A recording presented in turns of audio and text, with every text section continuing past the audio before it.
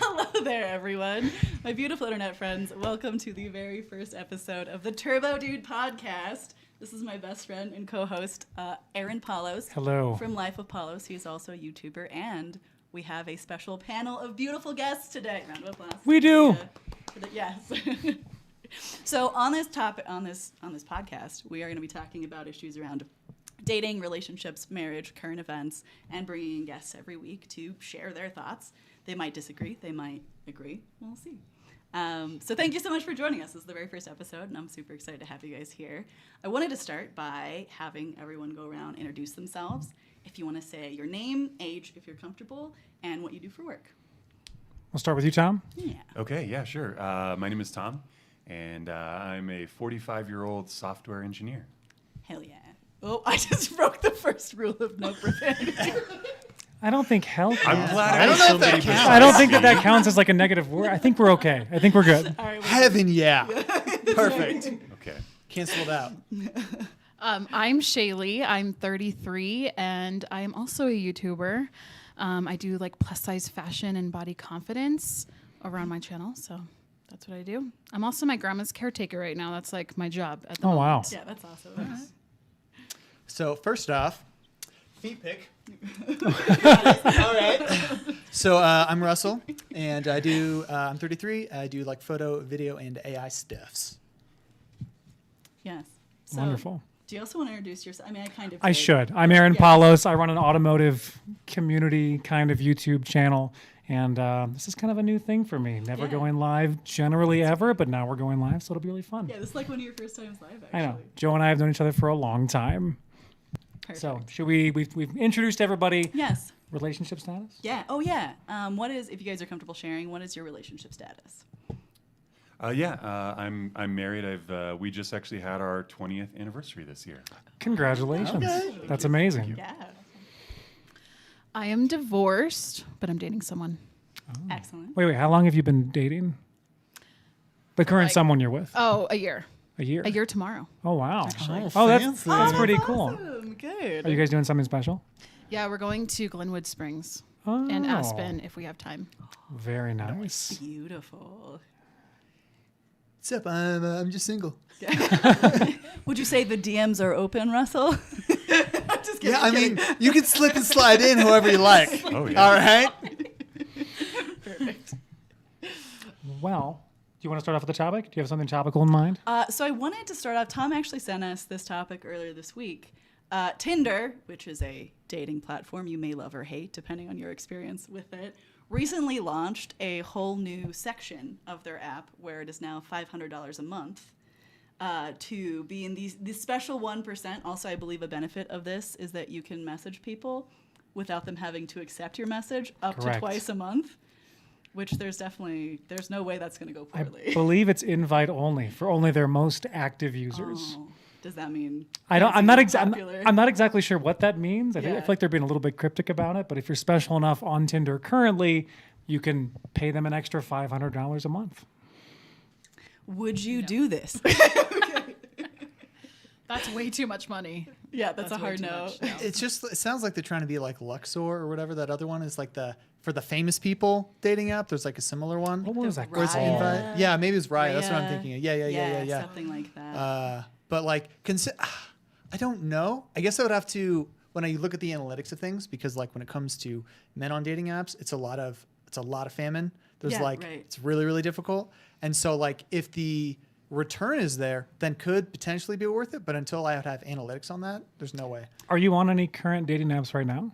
Yeah, I use Hinge generally. And that's generally it, just because I find it's easier. And it's like, I'm not a hookup person. So I'm like, that's the thing I want to go for. Not that it matters exactly, because like they're literally every single dating app is owned by the same company except for Bumble. So like do that with that information what you will. I didn't actually know. Oh, interesting. Really? Okay. I don't think I knew Yeah. that either, actually. Yeah. So, you know, Ah, Did okay. you experiment with the other dating apps prior to Hinge? yeah, I tried the other ones and I just like that one more. Any particular reason? Not necessarily. I just like the vibe, I guess. Yeah. They're all built a little bit differently. Yeah.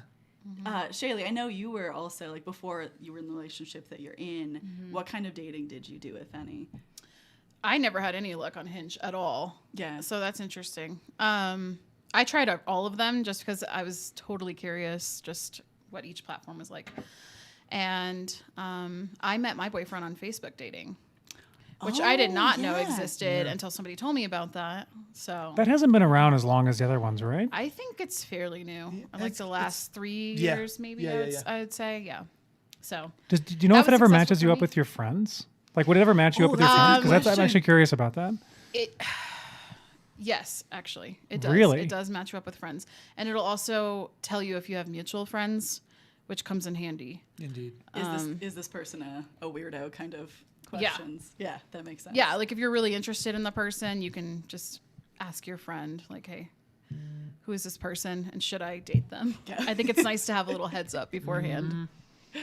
How did you like the app approach to dating? Also for you, Russell, because I did some of that myself, and I know a lot of people really, really don't like that culture. And I thought I wasn't on it that long, but I didn't have horrible experiences. What have you guys thought about like app dating versus meeting in person?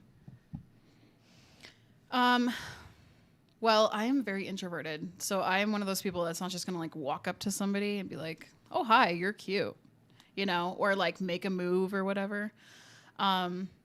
So I feel like I really like the dating apps for that reason, because it's just a lot easier to like break the ice and have that initial conversation. And my boyfriend and I say all the time, if we hadn't met online, we probably would have never like spoken to each other. Like, 'Cause actually, we're yeah, both yeah, yeah. introverted. Like it like probably wouldn't have happened naturally. So, who made the first move when you guys, I guess, like met? Well, he liked my profile first, and he was 27 when he liked it, and I was like, no, I'm not dating anybody under the age of 30. So I didn't even have my settings set to that, and so luckily he liked me first, and I was able to see him first. What was your age again? I can't remember. I'm 33, Got it. so it's not even that big of an age difference, but like I was like 20-year-old guys don't know what they want. I don't know. It was just a stereotype I had in my head. They certainly don't have like the best reputation. Exactly. That's accurate. Yeah. So he liked me first, but then I sent the first message. Can you tell us what it was? Is that too much? I just said no. I was just like, "Hi, you seem super cool." It's a solid opener. Yeah. Nice. You know. Yeah. Yeah. Nice. Well, let me ask a random question about this. Who do you think has like the burden of more like having the interesting message to begin with, men or women on dating apps? Oh, it's men every time. Yeah. No question. Why do you think that is? It's just what's expected through society, and what we kind of just, that's what is expected. So, and the only reason I say that is a lot of the time, from what I've seen, is like women will complain that like men aren't putting any effort into sending the first message or whatever. But then if I guess it's irony or hypocritical, One of those. because then when women do it, it's the same thing and they're not creative, and so it's just like, Yes. okay, hold up. Why all the dudes getting the hate? Is it Bumble that women have to send the first message? Yes. I believe so. I hated that one because having to come up with the first message, I was like, I don't know, what do you say? So I get it. Like, I think the burden is kind of on guys just from society. I disagree with that. Oh, Sorry. Oh, Nice. I'm ready. We're gonna fight. I was always the one who sent the first message. Okay. Like if I would have waited for Yeah. these guys to message me, none of them would have. And if they did, it was like WYD. I'm not going to answer that. Boring. You up? If you just write hi, no. Yeah, totally. That's a agree. waste of my time. Like Seems kind of boring of a way to it's so reach out to boring, and it's somebody. like I am not somebody who does small talk. So if you're not willing to like have a conversation immediately, I'm not interested. So So I will give you a fun free one that I saw. I think I saw on TikTok that I was like, this is brilliant. And it's you put a dog emoji in there, and then you put you just like, oh my goodness, I'm so sorry. He gets away from me sometimes. Oh my God. And that way it just kind of like opens the door, and it's like a little cute. And you're like, okay. It's like nerdy enough that I feel like that would absolutely elicit responses. so- That got like the dad humor chuckle out of me. So I was like, that's like my perfect kind of thing. I feel like that'd be great. Either that or like really good ways to do it is you say something that is that warrants a response that's kind of mean, because it's going to get them to talk, because it's different from the hi, what you Oh. doing, and you just kind of, it's not necessarily like a neg, but like just something that's weird, because that'll trigger a different response because it's not what they're used to. Interesting. Tom, I saw you wanted to say something about this too. Oh, I think it's so interesting. So I think Russell used the word famine earlier to describe men's experiences on dating apps, right? And you see a lot of data about how often or how many messages men have to send just to get one reply back, or how many, people they have to message to get one date, right? And I think, women's experience, from what I've heard, tends to be much more like they're just trying to filter out, like Joe said, they're trying to filter out the weirdos, whereas men have to take much more of an aggressive stance even to get someone to talk to them. And I feel like maybe that's why they feel compelled to resort to, pickup lines or other kinds of, crazier behavior, because they're just trying to break through the static in some way. Well, I feel like, didn't you share something with Joe and I a while back about, do you remember what the stat was on Tinder for men versus women? It was like 80-20? Well, and it was something extraordinarily high. Because of the way that the populations are skewed, like the population of male users versus female users, right?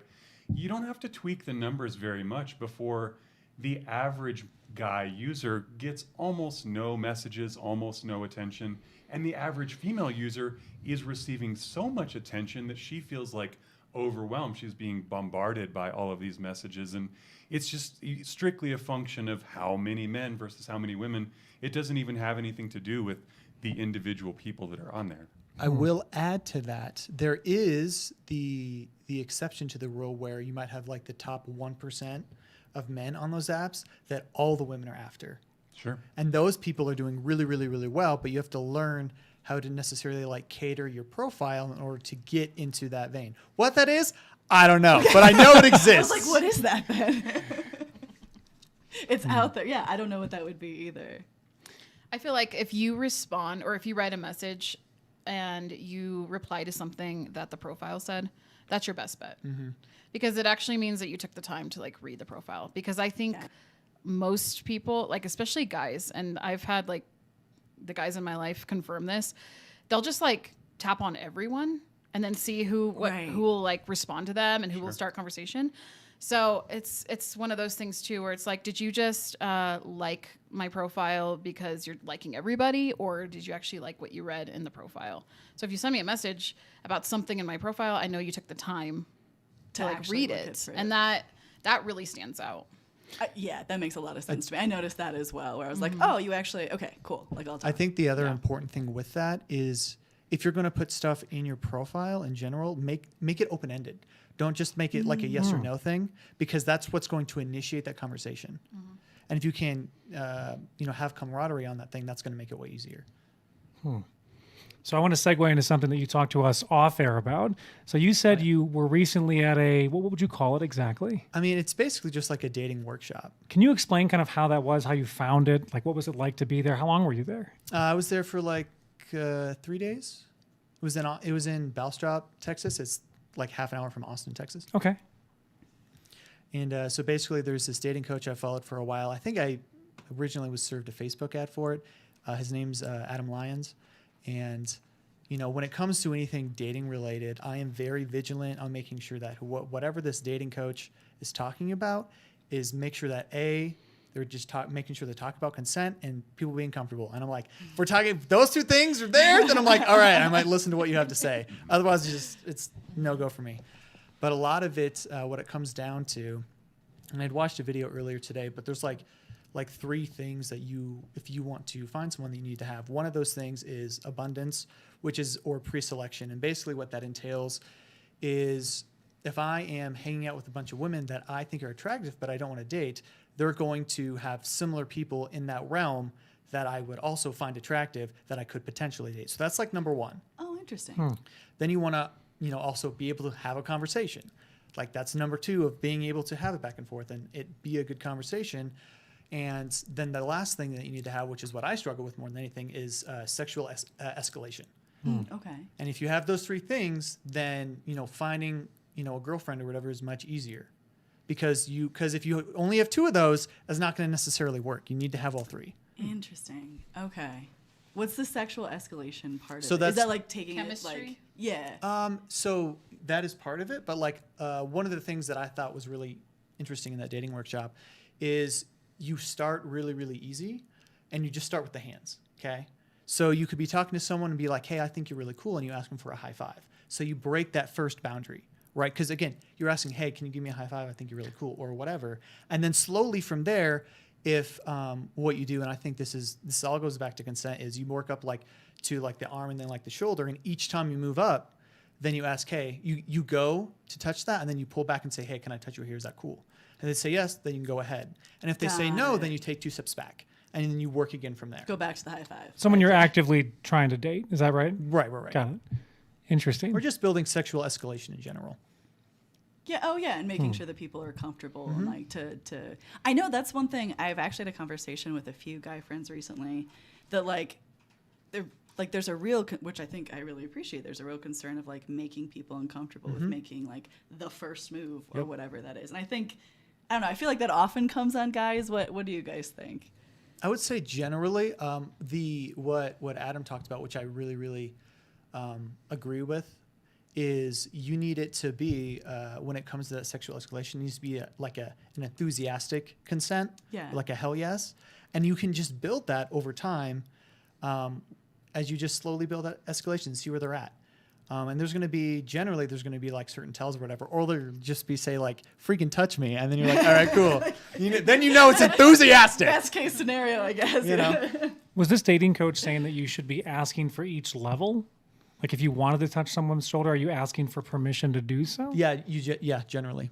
Interesting. That is interesting because I listened to a podcast about dating from women and their perspective, and a lot of them think that's like an ick. Really? Like Yeah. the ultra consent? Yeah, well, to just be like, can I hug you? Instead of just or can I kiss you?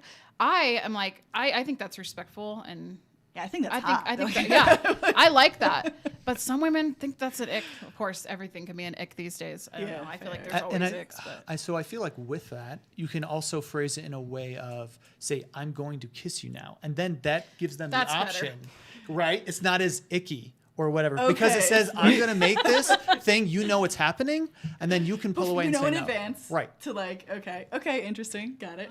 I feel like that might be slightly inorganic, though, from my perspective. I don't know. What do you think, Tom?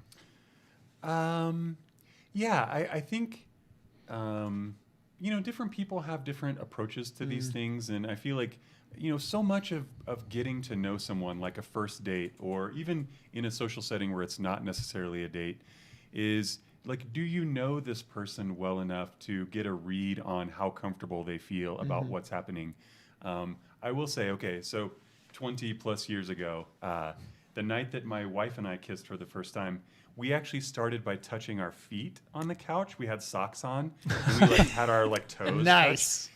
23 years later, I still remember that Oh, crystal man. freaking That's clear. so Hell cute. yeah. Because it was like such a oh shoot, this is happening. Yeah. We touched feet, and she wasn't weirded out about it. So it felt like the rest of the night flowed really naturally from there. And so I just feel like, I don't think it's wrong necessarily to ask people for consent. I don't think it's weird or icky. For like every step. But I sort also of thing. think that, sometimes you just get a read on someone, Yep. and it's okay. It's one thing to make what I think is like a consent accident, where you accidentally do something that they didn't want, right? Because you felt like in the moment that they were ready for that or whatever. But as long as you're willing to pull back from that, if they express that they weren't down for it, I think it's also okay to, to be a little bold, especially when it comes to romantic relationships. I think that kind of brings up something kind of interesting. I feel like, and maybe you can jump in on this too. I feel like a lot of women probably respond to traditionally masculine traits, and I feel like maybe asking for that early level. I don't want to say asking for consent totally, but asking can I touch your shoulder? Can I kiss you? Maybe doesn't come off as traditionally masculine. What do you think about that, Joe? Oh, I think there can be the connotation that is not traditionally masculine, because I think there's sort of the expectation with masculinity, at least societally, whether this is wrong or right, that it's very, not aggressive is the wrong word. It's very direct. Forward. Yeah, very forward, very direct, very leadership and setting the tone. I do think that that's something that could probably update with the culture that we're in right now. That's a fair point. Right? And then if someone is willing to be hey, is this okay? Are you comfortable? That's, I find that crazy attractive, right? So- if someone is asking those questions and checking in with me, So I you're- think that's very masculine. Are you telling me you wouldn't think it would be a slight bit strange if someone asked you during the courtship process, Yeah. can I touch your shoulder? That's Maybe shoulder? Well, that's If what I'm it was talking about, the earlier Yeah, stuff. but can I hold your hand? Absolutely. Can I kiss you? Absolutely. Can I move? Yeah, I think for most things, a question, or like you said, like a statement. Maybe how you phrase it. Yeah, I think Okay, how you that's phrase fair. it. But yes. Just trying to find the middle ground. Yeah, Or I think be it's cheeky about it. Like one of my always favorite go-to is you ask them, like, "Hey, can you hold something for me?" And they put out their hand, you just grab their hand, and now you're holding hands. And I'm like, "Got him, Just- got him." yeah, that's one way to do it. It's just, Maybe. And then you see what happens. If they pull away, cool. Whatever. It's definitely unique. I do think there's something to be said though for like finding someone who gets you, right? Like if that's the kind of person that you are, Oh, like 100%. if you're a dad joke kind of person, or if you're just like, kind of a wacky person, like this is a good way to find out really early on, like, is this your person, right? Yeah. And so Oh, yeah. I think that those kind of little things can wind up, reaping benefits if you find someone that's like, they're willing to joke back with you, or they're willing to like engage with you on that. One of the things that I learned at the dating workshop, which I really like, and while like I find it weird, but it also like it makes sense, is you think of the kind of person that you'd want to date, and you give them like 3 qualities. Not like good communicator, because everybody wants good communicator. That doesn't work. You have to be like, for example, like if you look for me, I want somebody who's like into anime, video games, and or like dancing, right? So I Yes, find, okay. so then you go to those places where those things happen, okay? that makes sense. And then what you do is like wherever you are, you walk up to them and say, "Hey, I think you look like you're somebody who's into this thing." And if they say no, then you leave. Right. Because they're not the kind of person you want anyway. I think that's fair. yeah. Right? And I then think you work so. your way from there, and then it just solves your problem. It's very direct, and it could be uncomfortable, but then you're like, I wouldn't want to waste my time with that person anyway. Okay, so I've got a very like stereotypical dating podcast question. Who should pay on the first date? Tom? So my go-to answer on this is that whoever asks the other person to do the activity should probably pay. Although there's so many extenuating circumstances that could play into it, but I think in general, if you're the one who asks, "Would you like to do this activity with me?" then you should be willing to, like have that spirit of generosity to pay for it. For me, I always just offered to pay my own and for Yeah. them to pay their own. Yeah. I feel like that's what made the most sense. And some men are like really offended by that. They're like, "No, I'm doing it." But I feel like most are like, "Okay, cool. That's all right." And then you don't have to like sit there and like obsess about it. Cause I noticed if we didn't have like the conversation ahead of time, just like "Hey, this is our first date. Like I'm paying my own, just so you know." Yeah. Then it's not like when the check comes, it's not like that awkward, just like, Yeah. who's paying right now? I don't know. Oh, I left my wallet in the car. Oh, again. If you were still on like a first date level, let's say we wind the clock back a year, if somebody really insisted on it, would you let them pay? Well, so that's the thing. When I went on my first date with my boyfriend, he was like, "No, I'm paying, and I'm always going to pay." And at first I was like, "What, was this a control thing?" Oh, sure, right? It's everything. Like, You have to like look get it. out, you know? But really, no. I mean, he was just taught to be chivalrous. So for him, it's just like a natural response. And since then, I've paid for some of the dates and stuff, but he will always put out his card first. Like he will always try to pay first. Do the dance. Yeah, not really though at this point. Cause I feel like the majority of the time that we see each other, I'm like cooking for him anyway. So Oh, yeah. That makes yeah, sense. we're we don't really like go out as much, but when we do, we kind of just like take turns. I agree with what Tom said, but also I will just be like, I'm just going to pay anyway. Even if like you ask me, like, I just want to. Just because it's fun. Yeah, that's Yeah. awesome. What do you think, Joe? I think when I started dating, one of the things I asked pretty much any person I went on a date with was like, "What's your experience in the dating world?" Right? And something that every guy I went on a date, I think it was every guy pretty much said, is that like they felt like women used them for money, or they were worried about being used as like a meal ticket or whatever. And so like early on, when I kind of heard some of that feedback and heard that concern, I was like, I want to make sure that that is never the impression that I give anybody. And so I always I pretty much always have like tried to pay or like tried to split or whatever. I'm not expecting that from the other person, but I also found that most of the time men would be like, "No, I'm going to anyways." And I'm like, "Okay, cool." Like, you know, it was a sincere offer. It wasn't like, "Oh no, I'll pay." Like, I will pay for it, like happily. But then generally they were like, "No, I'd like to." And in that case, awesome, go for it. But with that comes a little bit of worry for Yeah, us as oh, women, absolutely. because it's like, if they pay, what are they expecting? Yes. You know, and I've had that happen. Yeah. Where it's like, they're like, "No, I insist, I'm going to pay." I'm like, "Okay." And then Like, this is one example. This guy I went on one date with. It was like an hour and a half long. That's it. And I knew immediately. I was like, I'm not interested in this guy. He kept like messaging me after the date. And I eventually messaged him back and was just like, hey, it was great meeting you, but I just want to be upfront and honest with you. And I did this to all the guys I was talking to when I decided I wanted to be in an exclusive relationship with my boyfriend. Yeah. I was like, I'm moving toward exclusivity with somebody. I just wanted to let you know so you're not like wondering, and I want to just like ghost you. I hate that. So like it was great meeting you.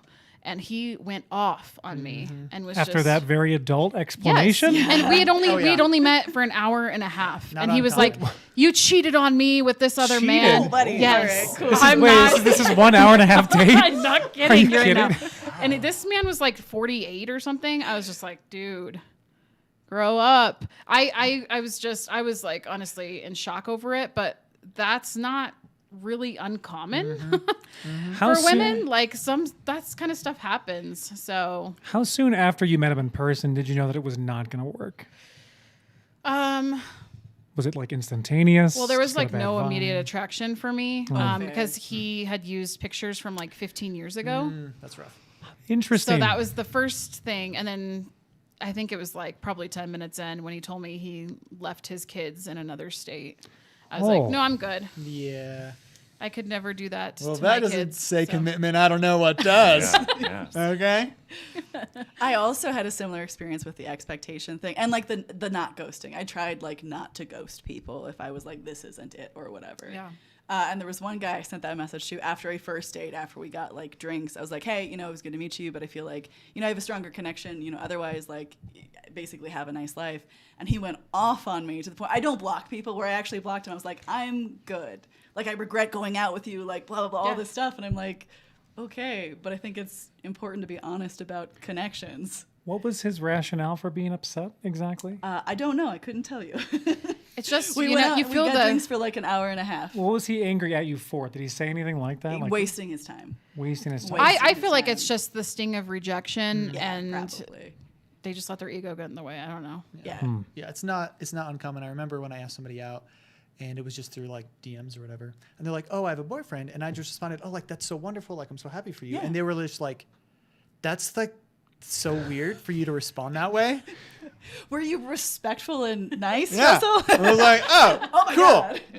It was just like, I just remember them like just being like taken back. And I was like, yeah, Yeah, like, cool, Okay, awesome, cool. good. If you were all still single, I would imagine that most of you would want someone to be extraordinarily honest with you about their situation if they're getting exclusive with somebody else. yeah, I got stuff to do. Yeah, I feel like everybody wants that, but then we have like an entire society that generally ghosts people when they don't want to, out of fear of like hurting their feelings, Which is something. weird because ghosts stick around. Technically speaking, you're correct. Can we get our spooky sound effect later? Huh. So when you were still active on the different dating, like which ones were you on? I did all of them at one point. Don't ever do eHarmony. That's a total scam. I was scammed like hundreds of dollars out of that. And I was only on for like a couple months. So eHarmony is like an OG. You can't cancel. You have to do it for like What? a year. And if you try to cancel, they will like just keep removing it out of your account. Even once you like disconnect your account, they're still trying to remove the money. What? That Yeah. happened? Oh, So gross. then Okay. I like switched over to like a card that was like a prepaid card or something, so they could like stop. And then they were like, I was getting calls saying that like I owed eHarmony money and stuff, and I was just like, are you kidding me? So don't ever do that. Yikes. Never do that. But I did them all, and I think overall like Facebook dating was the most successful for me. Interesting. Aside from finding my partner on there, but I feel like I met the most cool people on there. Did I hear that you used Instagram to some degree as well? To reach it's out to just, somebody? well, yeah, it's just because like I'm in the photo community a lot. Yeah. And so, you meet people through there. And like, I mean, there's even like celebrities who've met people that way. Like what, the girl who plays, she's in Doctor Who. She plays Gamora's sister in the. I know her face. I don't know her name. I can't remember her name. Neb- Anyways, Neb- so like I should. Well, I mean that's the Marvel Yeah, that's version. like- Not oh, the yeah, actress. right. Yeah. Duh. she plays Nebula. That's her. She's awesome. I like her. Anyways, it's Karen something.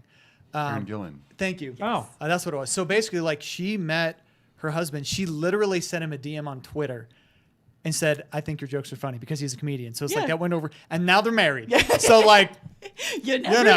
know. Also, I'm going to pause for just a moment and say to the stream, we're going to be reading comments and super chats here in just a moment. So if you, any questions for us, for our beautiful panelists, put them in the chat right now. And we'll get back to you in a moment. I know you have some other things you want to go over today. Yeah, I do. What's next on the list? Let's see here. So this is a little out of left field, but so Tom, you're married. Aaron, you're married. I am. I'm dating someone. You're dating someone. You're single. hi. I've seen a lot of discourse lately about the topic of marriage in general. Is it like even a good idea in today's society? Taxes. So there is that benefit, right? Like I can see that definitely. But I'm curious from like all of our individual life experiences, if you would recommend that a young person today get married, or if you're not, if you would do it yourself again or for the first time. Starting with Tom. Yeah. So I mean, okay. So bear in mind, I was 24 when I got married, so I was still like relatively young.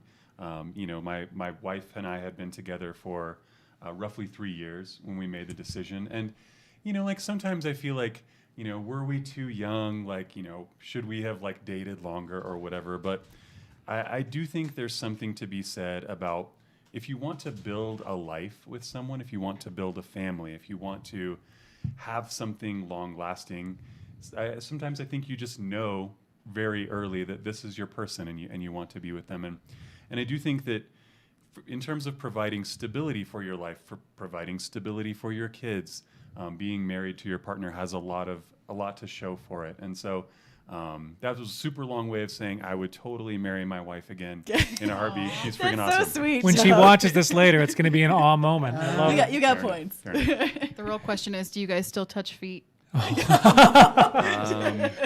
I don't know how graphic we're allowed to be on this, but Whoa. Dang, So man. it's a yes. And that's it. That's it. okay, all right. Cut the stream. So after I got divorced, I was like, I'm never getting married again because it was a very like toxic, abusive marriage. And it was just, I was in it for 12 years. So I was like, I'm not going to do this again. But I mean, meeting somebody who's a great person has made me change my mind. And I do have 2 kids. So I feel like, yes, I will get remarried just for them, just for the stability factor of that, because I feel like that would be important. So, Yeah, that makes sense. I mean, there's other reasons why I'd get married, but I feel like that's the number one. yeah, okay. I mean, sure. Yeah. I guess. Ish, maybe. I mean, if you feel like it's right, cool. If not, cool. Or like, just wait. Like, just because you're married, that doesn't mean, it's just literally a piece of paper. Yeah. At the end of the day, like, I don't think it really means that much. Like, maybe in spirit, sure. But like, if you don't have a strong relationship to begin with, and then you get married, like, that doesn't mean it's going to go well. Yeah. So like, I think having a strong relationship and being able to communicate and do all that, that's way more important than just getting married. Yeah. What do you think? Oh, I have an interesting viewpoint on Yeah, this. please. I love marriage. Obviously, I'm married.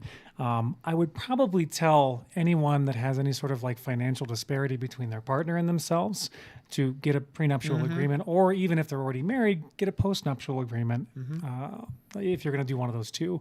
The reason why is I feel like I don't like the idea of the government or some random judge like walking in and being like, I'm going to split your assets the way that I think you should.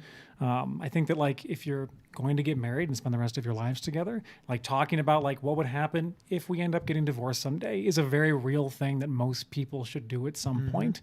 If nothing else, then to make sure that some random person isn't walking into the room and making that decision for you.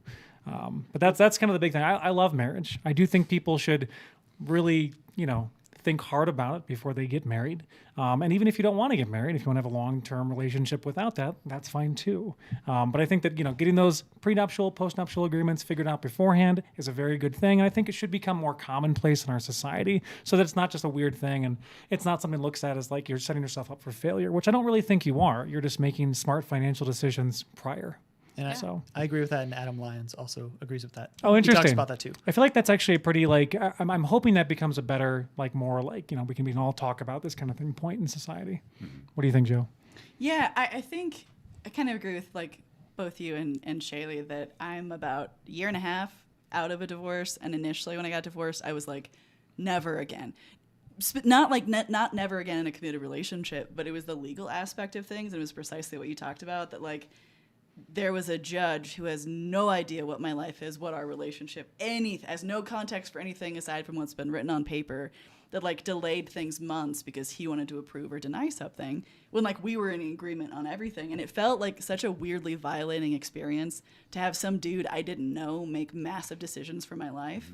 And so like on the legal, like absolutely I would be in like a long-term committed relationship, and I don't see a huge difference between that and marriage, but it is like this lovely romantic idea that I do still believe in.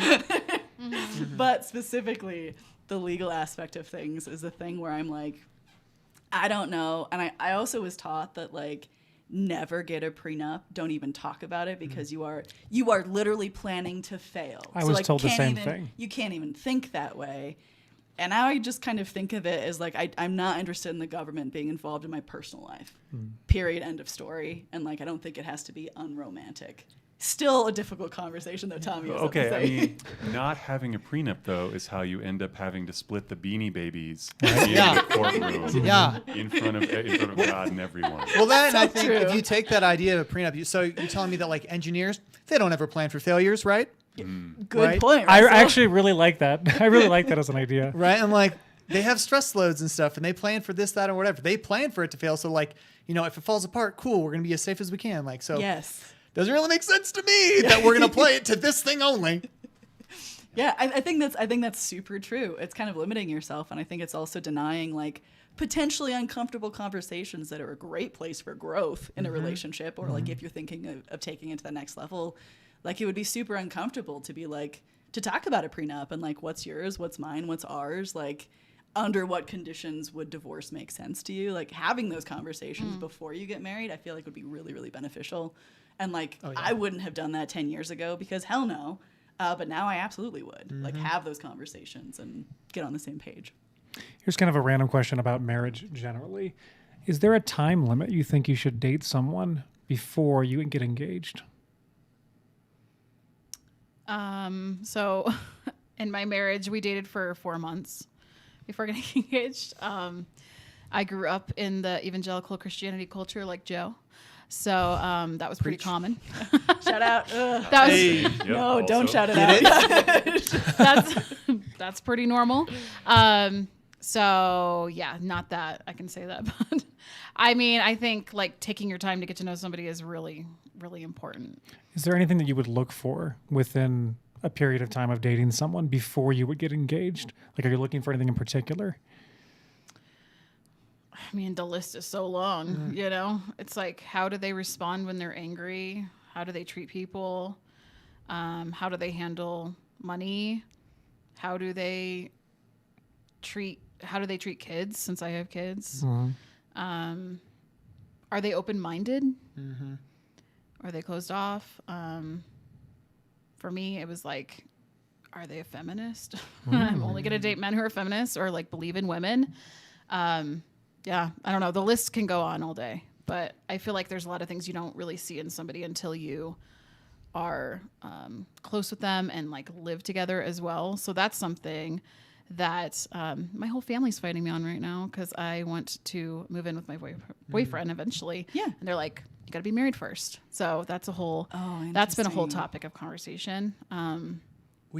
Which is interesting, and I don't know if the data is accurate anymore, but they did do a study, and they actually showed that if you move in before you get married, you're more likely for divorce. And that's what my dad brings to me all the time is those statistics. That is an often cited thing. I feel like that could be influenced by a lot of. That's what It's I very said. possible. This is correlation, I think, Yeah. much more than it's causation. Well, I brought it up to my therapist, and she was like, "There's just so many factors in that. Like, how can they really determine something like that? Because oftentimes people will get married to like save money, or they'll get married because they think it's what you're supposed to do. Sure. In those kind of situations, yeah, I could see that not working.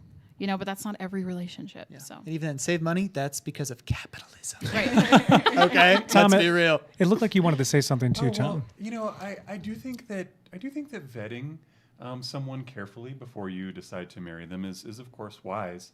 But I also think that we sometimes underestimate how how much luck plays a role in long-term relationships. I think that, like, this person that you're getting to know in your, early 20s or late 20s or whenever, right? The thought that, like, you can accurately predict whether you'll still be compatible with this person in 5 years or 50 years, sometimes there's just no telling. Sometimes people grow apart in weird ways, or sometimes people want different things as they go through life. And so, I think as long as you're willing to, like, admit that you can't know for certain whether this person will be a good partner or not, and you've done the diligence that you can do, at a certain point, like, if the relationship fails, well, that's what happens sometimes. And, it's not always because you didn't know enough about this person before you decided to get married. That's interesting. I feel like you're touching on something that I feel like is a really big deal in certain communities on YouTube when it comes to dating. And that's like, it's often looked at as like divorce is this evil, horrible, it must always be bad thing. And I just think that that's incredibly disingenuous to, like, the specificity of relationships. I'm trying to think of the best way to put it. I feel like that's something we also need to, like, try to figure out a way to get back inside. Like, the divorce is not always a bad thing. Sometimes it's just two people growing apart and deciding that they can live a better life with other people, which I think is perfectly fine. But I mean, I think it's just maybe it's more like trad cons. Is that what it's called? Oh, What is it? What is that? Trad wives Now we're and gonna get into trad it, something. I know. Yeah, this Yeah. is like the fun stuff. I don't know what that is, but yeah. Good, I'm glad. We're going to throw a bunch of terminology at you. Sweet. throughout I the didn't whole- study it all. I'm going to fail this test. Well, It is a test. I would say that, like, generally, like, red pill, manosphere, all these kind of like communities that really like lean back into like pre-1970s marital structures. That's like, divorce is like, you messed up everything. You chose wrong. I think that's what Steven Crowder said. I think he Yes, said he he chose chose wrong. wrong. That was his major failing. Direct quote, yes. But you see this a lot in, like, and then listen, there's not everything that those communities say is wrong. There's a lot of things that they say are correct. And I think that, like, traditional masculine traits, awesome stuff. I think getting in shape, trying to make money, trying to be the best version of yourself is fantastic. But when it comes to, like, how they view relationships with women, I feel like it's, guy is in charge. Like, you have to have a woman that will follow you and support you. And it's generally about the man's mission instead of, like, some sort of collective partnership or unit.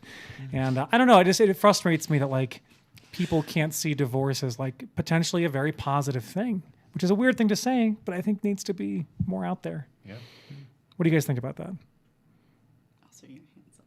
Am I doing it? Wow, I'm so We bad. gave Wow, all the of our host? guests- I'm so bad. We gave all of our guests I'll an stay off. instruction to, You like, know why? either, like, Because he has the audacity. yeah, that's right. That's right. It's I'm so just gonna hard glue not it. to hit the table, need to like, because have, we all just like, I'm a little literally just outline. holding my hands, just I like need to have, like, a in my little lap. outline of hands just to, like, leave right here in Yes. that move. Yeah. white knuckle it.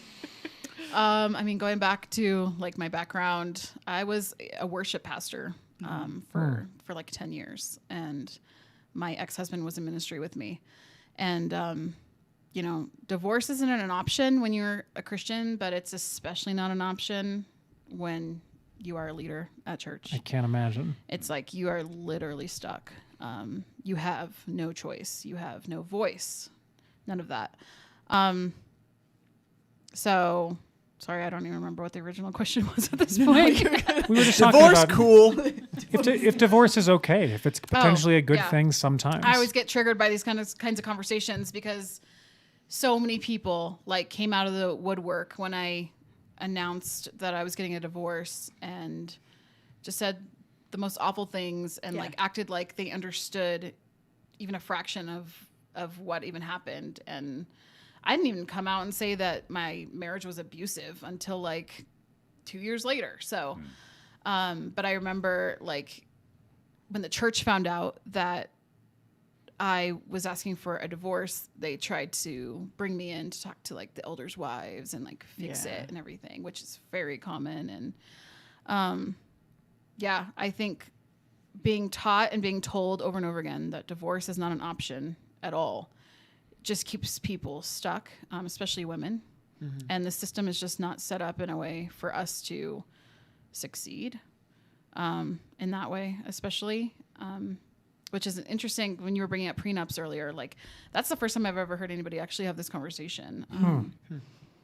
It's not even something I've ever considered before because it's not really something that's ever really been an option. Because there's tons of people that disagree with that as well. Because they'll be like, they, the traditional gender roles, you provide for the woman, she stays home and watches the kids while you go to work or whatever. And I think, like, traditionally speaking, that's not been something that's happened. So I think, I feel like I'm rambling at this point, but it's divorce, a podcast. You can ramble. Divorce is only an option as a Christian if it's like abuse, or not even abuse. Not though. even abuse. Correct. Not No, even you abuse. don't- It's only Yeah. cheating. It's only really That's cheating. it. That's it. If someone tries to murder you, maybe. But Maybe, even then it's. but- like, I but they joke won't about it, believe it's- you. Roll the It's dice. even then, it's still a question. They Like, may not believe you though. Maybe he needs some help, but or Yeah. like she, because it happens on both sides. It Maybe was they just need to, it like, was work on the themselves. devil who influenced him to almost kill you. What did you It was say Satan. to him to make him like that? Yes, Oh, man. 100%. So would you consider getting a prenuptial agreement like now, Yeah, after the fact? I think so. I mean, at the end of the day, at least, and how I view those things is, are you getting married for the right reason? If you're getting married for money, then a prenup, obviously, like, duh, But otherwise, like, if you're getting married for the right reason, why should the prenup be an issue? I don't see why it would be. I think we all Right. probably feel like we're getting married for the right reason at the time, but I think no one knows the future. We could all grow apart, become different people. I think that's where the way that I look at it generally. It seems like a more realistic way of looking at the world, in my opinion. If slightly more sad, but I It's mean, less- a little bit. yeah, I It's think- less romantic. There we go. It's less like Yeah. hopeless romantic. Yeah. Everything's gonna work out. Yeah, but it makes sense. I understand. Given the divorce rate of, I mean, It's average 50% marriage, of people. It's pretty sad. I in mean, divorce. obviously that's like weighted somewhat with people that are in second and third marriages or so, but still, it's still relatively high. Yeah. I do think what you said, Shayla. I mean, we obviously had very similar upbringings in the same city. We didn't know each other until like 2 years ago, but we had like similar friends. Like we existed in the same evangelical Christian circles. And what you said about like people coming out of the woodwork to criticize your decision, like I definitely experienced that as well. There's such crazy heavy judgment, usually with no context on getting divorced at all. And now like coming out of it, like it was really fucking hard to go through, as like, and I know it was for you too, but being out of it, it's genuinely confusing to me that like marriage is put on such a pedestal, and maybe that's a weird thing to say, I'm not sure, but it's like the thing. It's like the thing, and it defines your character, which again is so weird to me and doesn't make sense anymore because it's not a statement on who you are. Like if you break up with a boyfriend, people don't contact you from the church and from high school and from all over the place to be like, you suck, like, Yeah. hopefully. And it does, like when you've been married for such a long time, which I felt like 12 years was pretty long. Yeah. You start to be defined by like how many years you've been married. Yes. Like you like count Success, it. And yeah. Yeah. And then you go to weddings and it's like, when they do that thing where they have all the couples dance on the dance floor and they're like, Yes. if you've been married this long, stay on. And then the couple who's been married the longest, like everyone claps and stuff like that. I remember thinking, because I got married at 19, I was like, when I'm, 60, I'll be married for so many years and all Yeah. that. And now, like being back at 0, like that was hard for me. There was something about that because it felt like a failure.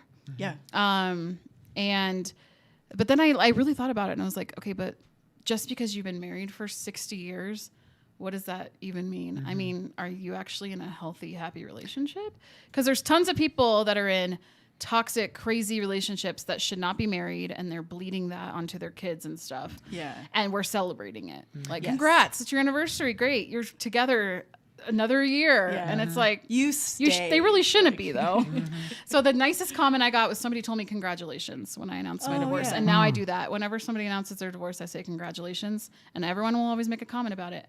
Like, oh, wow, that was a cool thing to say. I'm like, I know, because it's a new chapter, and there's heartbreak in it, but it's also, it's a new beginning. I think you've touched on something really interesting, which is how, like, I guess the opposite side of kind of what we're doing here defines success in marriage or relationships. And I think that continuity is all they're looking at. If you can remain married or keep someone with you, that's how they generally define success. How would you guys define a successful relationship or partnership or marriage? Tom, I guess you've been voted. Yeah, I'm gonna defer. Well, so to me, the hallmark of a healthy relationship is that you are making each other better people.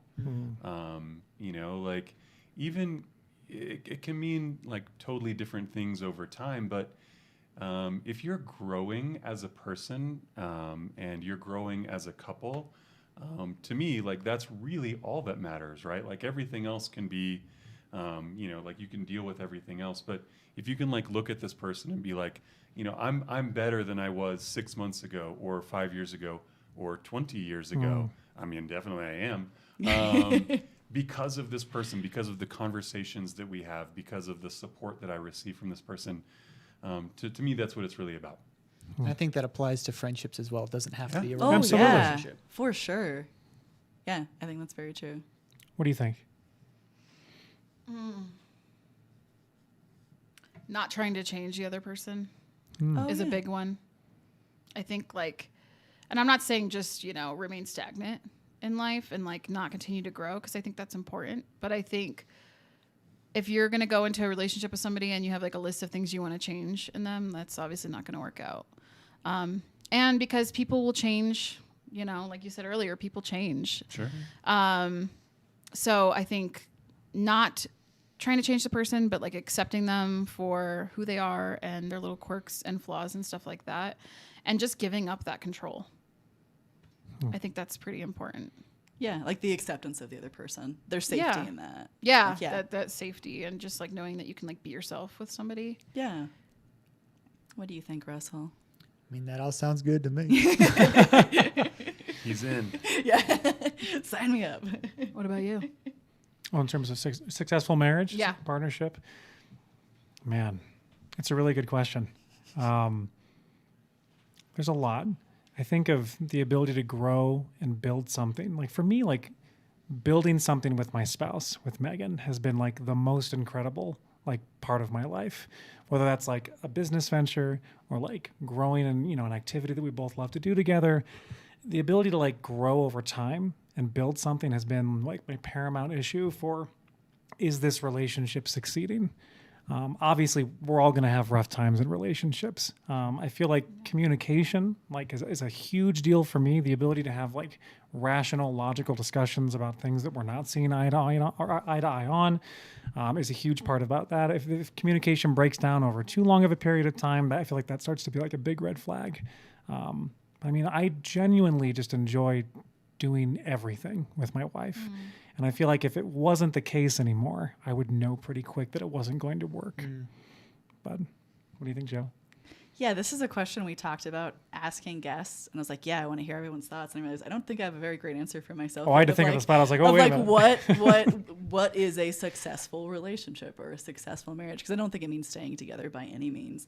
I do think that there's an element of, one of the first things that came to mind was like a continued encouraged growth of the other person. I've been in a very long-term relationship where I felt like the opposite wasn't like, don't change your mind about anything, don't grow, don't learn in very specific ways, because it came as like a threat in some ways to them. And I think I think a huge part of a successful relationship for me moving forward is not like a pressure to change on the other person, but like an acceptance of like, keep being who you are, like keep exploring that. Like I want to support that. And if that ever means that like, that's not me anymore, like the understanding of like accepting that as well, of like, okay, I'm not right for you anymore. And I think to like hold that with open hands and not be like, but you're mine, right? Like if the relationship can exist like that, that feels like the start of success and health for me. Ooh, I thought of a new topic that I'm kind of interested to ask everybody about. What do you guys think about loyalty in a relationship? What is loyalty? This is always a good one. I'm going to preface it a little bit. What does it mean to you to be loyal to a partner? And is loyalty always a good thing? So on the flip side of that, one of the kind of questions with that is, how do you define cheating? I feel like that also plays into that, because for some people could just be talking to another woman. That could be cheating for them, or watching porn. That could be cheating for that person. So it's really defined. We'll by call that it person. corn from now on. Copy that. No worries. Can't say that word. No worries. Well, okay. Yes, adult And content. so like that really depends. So I feel like when it comes to loyalty, that's also going to fall within those same bounds. Yeah, I agree with that. That was actually a conversation that I had with my boyfriend early on. It was like, what is cheating to you? And also, what would happen if I were to cheat on you? And then vice versa. And it was, we laid out our boundaries immediately. So we already knew ahead of time. and with other things as well. But I felt like this was a really important conversation because we had both been cheated on in the past. And so it was something that we needed to define for our relationship so we knew moving forward. But as far as the loyalty question, that's interesting because, I mean, if the person that you're with or that you're married to is doing like illegal activity or something, that was the first thing that came in my mind. Like, no, I'm not going to be loyal to that. I'm not like one of those people that's like ride or die. Yeah. Like if you go to jail, I'll be sitting there with you in the cell. Like I know some people have that kind of loyalty bond with their partner, I guess, but I just wouldn't. Like I wouldn't. You have to learn from your own actions, and there's consequences. See, for me, before I get to you, Tom, for me, I feel like loyalty is used as like you need to compromise on who you are for me. And I know that loyalty can be a better thing sometimes. Like we talking about boundaries, establishing that kind of thing, fantastic. But I feel like a lot of the times loyalty is used as like a weapon. Like you need to be loyal to me for X, Y, and Z. I didn't mean to rhyme that, but but well done anyways. And I feel like, especially from like MANOSPHERE, red pill kind of content, like one of the first thing that like men say in that community is they want a loyal woman. And I feel like it's almost like they're talking about subservience in some way. But I'm curious what you think about this as well, Tom. Yeah, no, it's strange to me, right? Like how often I think we mistake possessiveness, right, for love. You know, that like, well, I care about this person so much that I only want them to be with me, right? And you know, I think it's really easy to see how that kind of it's a controlling instinct, right? Like I want this person to do what I want them to do, as opposed to, you know, living their best life. And you know, I think it's really, you know, like of course, I think everybody wants a partner who's, you know, has their back.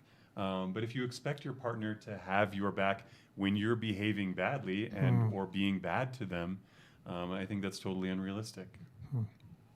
Yeah, and I'm going to answer the question, but I'm also curious, anyone watching, what do you think, like what comes to mind for you when you think of loyalty? Like, is it a positive thing? Is it a negative thing?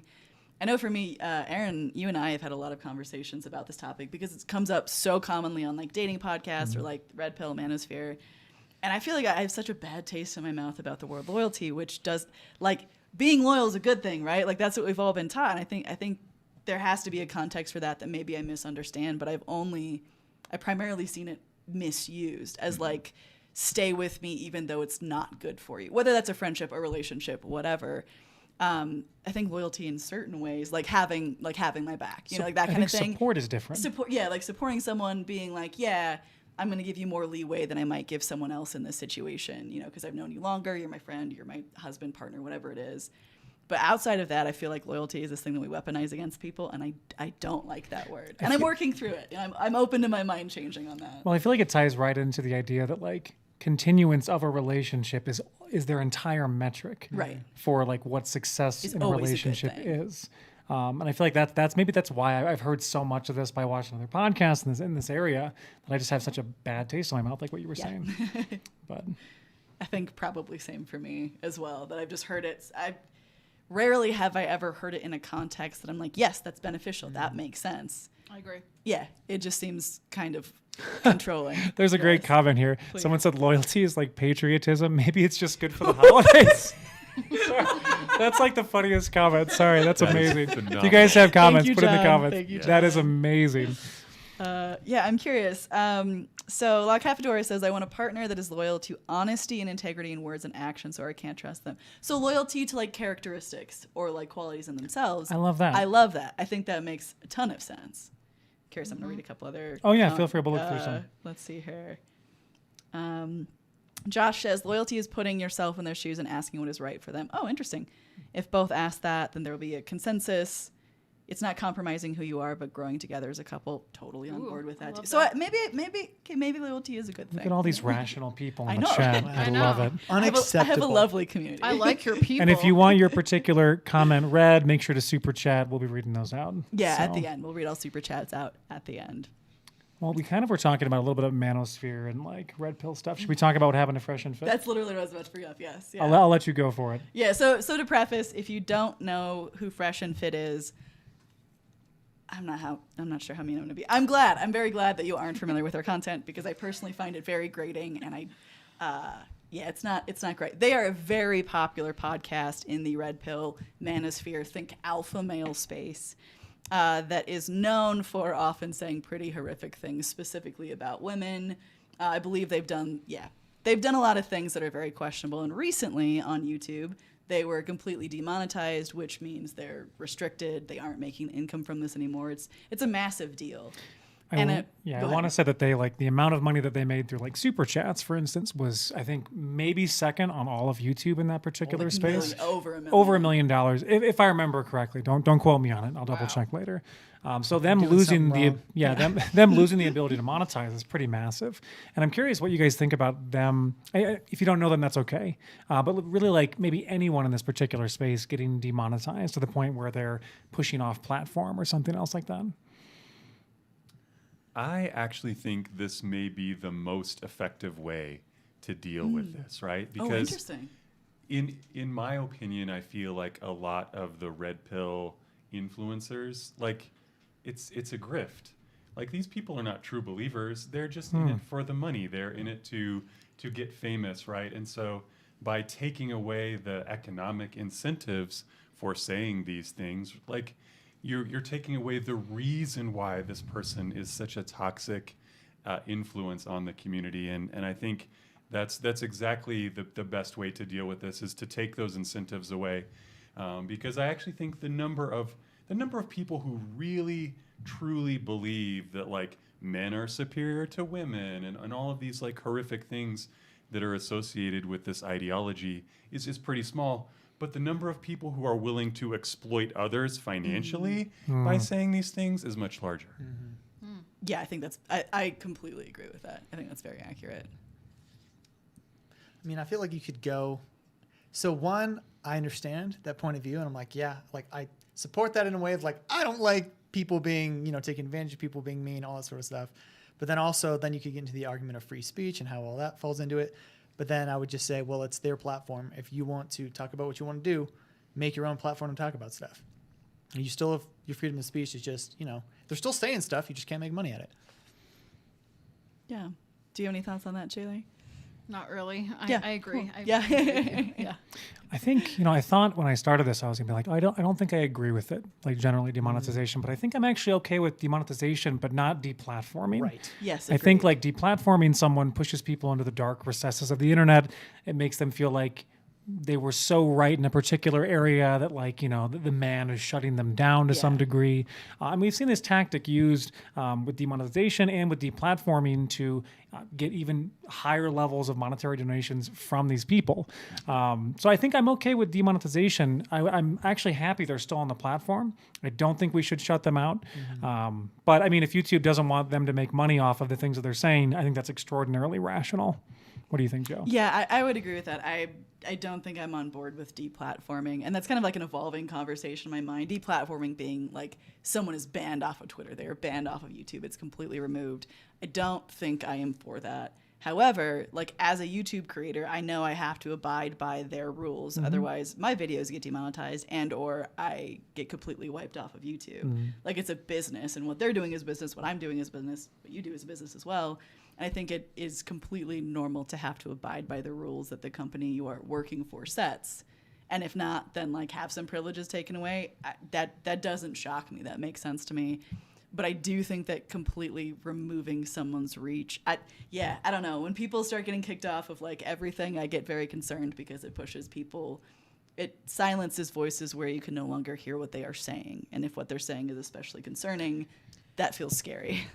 I feel like there needs to be pushback too. I Yeah, think exactly. allowing the conversation to occur is good. Yes. Because it gets people it's not just an echo chamber anymore. There are some people talking about it on both sides. If you push them off platform or to some other place that's a little more risque, maybe, there's less of a conversation happening. Oh, yeah, no, you can't have that response, and then you aren't actually aware of what's being said to be, involved in it or to be cautious of how dangerous whatever they're saying might be becoming. I think they were preparing for this for quite a while too. Yes, I think I so. feel like they generally made, I couldn't say for 100% certainty, but I'm pretty sure that they had said stuff like, we think we're going to be kicked off at some point, make sure to support us in X, Y, and Z. Yeah. So I'm pretty sure they were already getting ready for this. I think they have a pretty substantial Rumble following, which seems to be the number one place for these folks to go. Yes, it does. Afterward, take that as you will. I'm going to pretend I didn't hear that so I don't look it up. Okay. How would you describe Rumble? I don't need that energy. I don't ever spend time on Rumble. Maybe that's very telling. I think it's live stream. Well, I'm going to watch what I say here. I don't think it's a great place, probably. It seems like live streaming without restrictions. It seems like a social media platform that doesn't have restrictions. And so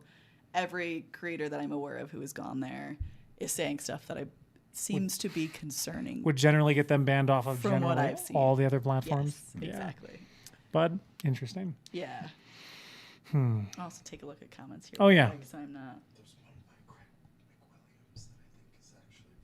Ooh, okay. Darian, who is our fabulous tech person, you will hear him and not see him right now. Who was it? Greg Williams, you said, had a good comment? Mm-hmm. Let me scroll up here. Where is he? Craig McWilliams asked, thank you for your comment, said, I'm curious, are you all still opposed to deplatforming what they're saying is actively dangerous or calling for violence? I think that's a different thing. Deplatforming for calls for active violence is a totally different ballgame. Yeah. Can't do that Yeah, at all. I would agree. So yeah, good question though. Yeah. No, I think in that case, I'm not an expert in free speech, so I'm speaking out of my depth here, but I do believe that there are some limitations to what you can say in free speech. And I do believe that calls for violence I think fall into, I don't know. Isn't there something about advocating for violence that can get you in trouble? I know specifically for social media platforms, Yeah. you can't do any of that anywhere generally. Yes. So good question though. Yeah, and I entirely agree with that. I think we should hit your last question on the list over there, the one you have on the very bottom. Oh, yeah. So this is kind of going back to kind of the beginning of the conversation with dating in general. But another big topic of conversation is sexual chemistry. I know some people who prioritize that as number one in a relationship, whether that's a long-term relationship or dating or hooking up or whatever, versus prioritizing other characteristics. I'm curious, in your experiences, where you guys rate that when it comes to dating or being in a relationship. Or attraction levels, right? Or sexual chemistry in general. I feel like there's really no sexual chemistry for me unless I'm emotionally connected with them. Yeah. If there's not that level of intimacy first and connection, then I'm not really interested. Yeah, that makes sense. Nothing physical is going to trump that for you. Yeah, I don't think so. Yeah, I get that. Yeah. Which I feel like without response, I don't know the stats, but I feel like for women, that is generally how it works, where you want a more emotional, mental connection versus a physical. I know for me as a dude, I generally, because I embrace femininity more than masculinity, I am very much the same way. Where physical stuff, I'm I don't really care. When I was at the dating workshop, they asked cool, when it get into love languages and all that sort of stuff, and they asked who has the love language of physical touch, and it was pretty much everyone there but me, and I'm quality time, because I'm I don't have a lot of experience in there, so I don't really care. It's not for me. Okay. Yeah, that makes sense. So maybe if I build those things up and I feel like I'm in a safe place with that person, then I would be more apt to go more physical. But otherwise, I just don't care. Yeah, so it's not a priority for you when you're Correct. looking for a connection or a partner or a relationship. I'd much rather when you think about it, we all gonna be getting old, okay? So I want to be able to have those really deep conversations, and really have those strong connections. And there's gonna be physical aspects, but I feel especially as for men, there's such a surface level physical attraction, and that's where a lot of it is. But I'm that's such a small part, I feel of a relationship, versus your emotional and mental connection. Got it. What do you think, Tom?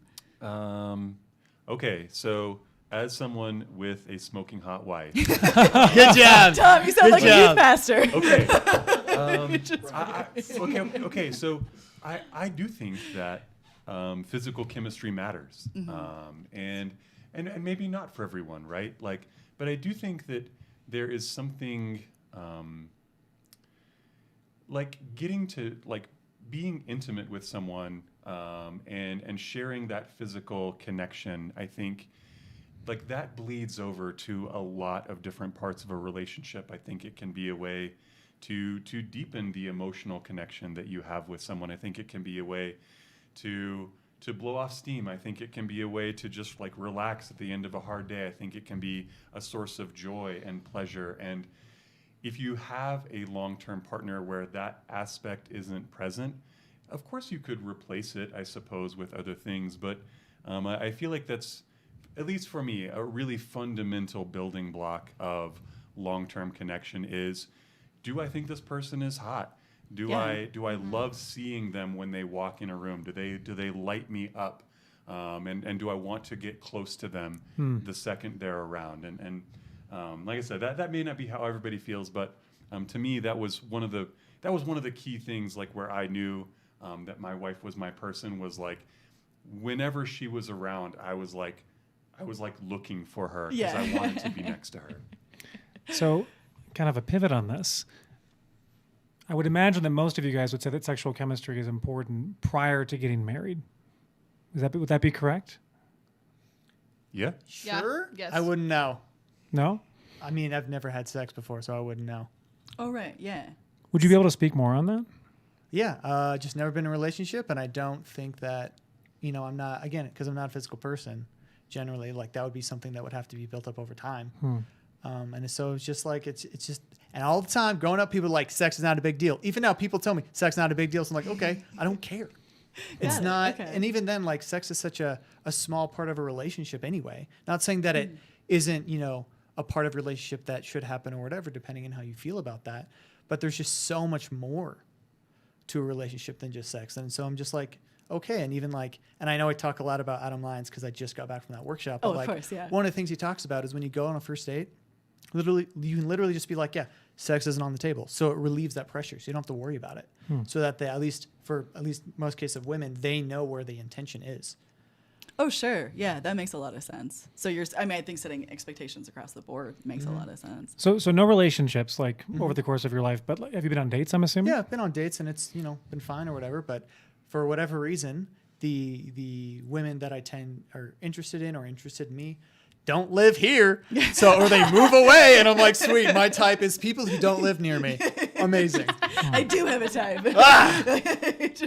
So where are you finding the most success right now with like meeting like new women right now? I mean, the issue is that I'm online a lot because I'm always working on projects and things. So different online communities, and there's been like interest there, but they live far away. And I'm like, I don't know. I'm not really into that, at least right now. Maybe that'll change. But I have had people like approach me from there and be like, hey, I'm interested in you. How do you feel about that? And whether, it's, I always go by the hell no, hell yes principle, just because like, I don't want to be wishy-washy because then I'm kind of in it for the wrong reasons, or I just feel like not necessarily leading on, but it just doesn't feel right. Other than that, like one of the most important things, like I said before, is try to go to the places where I'd meet people that are into the same things. And the only way you do that is by doing it consistently. Like, you just go out 2 nights a week. You can use the other 5 nights to do whatever the heck you want. But at least just try to get out there, because otherwise it's going to be very difficult to meet people. So you mentioned like, before you get married, right? Like having that chemistry before you get married. And and I think that, like there's a lot of like novelty gets a lot of like, like people are like, well, like the first time or, like whatever, the early stages of a relationship is when the chemistry is super strong. But I do think that there's something to be said for like really trusting someone and being vulnerable with them that can open up aspects of a sexual connection that you might not feel comfortable on a first date or a third date or, when you've only known someone for a short time. And so, being able to build that up over time with someone to where you trust them implicitly, even with like the weird parts of your sexuality or like, the things that you wouldn't feel necessarily comfortable with. I think that can be an underappreciated aspect of being with the same person over a longer period of time. Would you ever give so one of the reasons why I asked this question is I feel like a lot of people on the traditional conservative side would say don't have sex until marriage, and they'll point to statistics like, hey, like, 2 virgins that are getting married, they have an 80% chance. I think it's some crazy percentage. I'll have to look this up at some point. Yeah. But like the percentages of like 2 virgins staying together, having a continuous marriage that doesn't end, is a lot higher. And so that means you shouldn't be having sex before marriage. And I'm curious what you guys think about that. I mean, I didn't. I was a virgin on my wedding night. So, yeah, I went that route. And I never considered myself a physical person throughout my marriage. I would say that was something that was actually an issue with us a lot of the time. But now I can step back and realize, well, I wasn't feeling safe in that relationship. Like, Yeah.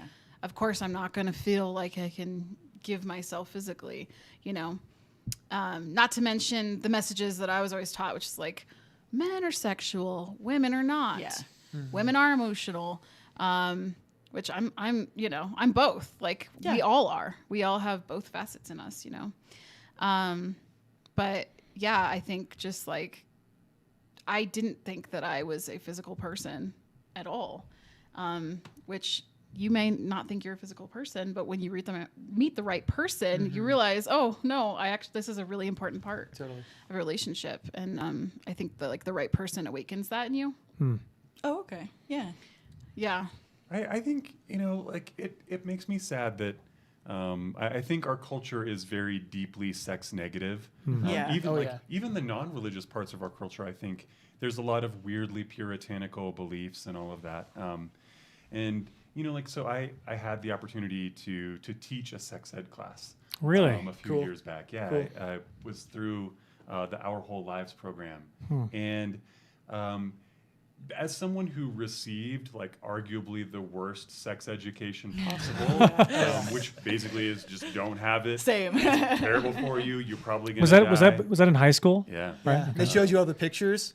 Oh, I mean, Don't have sex. You will die. Yeah. I saw the slides. religious sex education it's basically just here's some guilt, here's some shame, and and now go try to be a real adult out in the world. And one of the cool things about being a sex educator, I felt was I wanted the students to feel like being sexual was a healthy part of being a person, and that whether you choose to express that in a relationship or not, this is an opportunity for you to just express your values, right, and to really think for yourself about the kind of person that you want to be. And so I would love for our culture, I think, in general, to just let people have the sex they want to have, and to not make it such a big deal. But also, I think there's so many things that come along with that, right? You have to have a certain level of personal responsibility. You have to have good boundaries in place to protect yourself, and all of those things. And all of that starts with talking to kids and being honest with them, and really explaining about the how these things work, and how how healthy relationships work, Right. as opposed to just, well, when you're older you'll figure it out. Yeah. Right? Once you get on your wedding night, you'll magically understand how to have good sex. The magical sex That's how it fairy. works, Yeah. Oh man. Yeah. Yeah. And then, for women, the message for women who grew up in a religious background of any type, really, the message is your body is not your own. Yeah. It's God's. And then once you get married, it's your husband's. It's never yours. Yeah. It was never yours to begin with. And so you're not taught things like consent. No. Things happen to you, you get essayed, and it's you don't even know how to handle it or navigate it at all. You just feel the shame and the guilt because you saw all of those presentations at church with the black water and the white water. Yes. Every the time you flower. have Or sex, those Wait, kind of hold on. happens I to haven't heard this. lollipops. Wait, You're hold a on. piece of chewing gum. Chewing gum. That's my favorite. Hold on. one. What's this water thing you're talking? well, you have one thing of black water, one thing of clear, and then it's this is a sexual partner, and then goes into Oh the my Literally here's God. another one. Here's another Dirties one. you. Here's another. look how unpure you are. It pollutes the who would purity of want the this? water. Yeah, who would want something? The answer is impure? Jesus. Just in the context of Who church, would like, want gum that other people had chewed, right? Or like, that's literally how a it's Band-Aid discussed. that like loses its sticky. Like there's all Yeah. kinds of Oh, yeah, we all horrible metaphors. Oh yeah, Joe and I have talked about this so many So times. much. Just the damage of purity culture. It's crazy. I'm Yeah. still working on it every day. Same. Working through I've it. been out of that. I'm 32. I've been out of that for years, and it still has an effect so Yes. heavily on how I see myself. Yep, same. Bizarre. I did want to say, so Yeah. technically, this is my second panel about this This is topic true. in my life. Uh-huh. We have a veteran. In 1993, when I was in Oh, ninth man. grade, my church youth group held a panel discussion about sex and relationships. And even though I had never so much as held hands with anyone Were or you on been the on a panel, date, Tom? I had very strong opinions about how you should behave in these Amazing. hypothetical situations that I'd never been anywhere near. So ninth grade, that's what, 14? Is that Yeah. right? So, so the bar for tonight being the best panel discussion that I've been a part of was very low. We did it. Nice. Achievement. Yep. Mission accomplished. Well, perhaps this is a really good segue into something that is a very widely talked about thing in a lot of these like dating podcasts is, does the number of sexual partners that someone you're trying to date or currently dating, does it matter? I figured this was gonna come up. I just figured.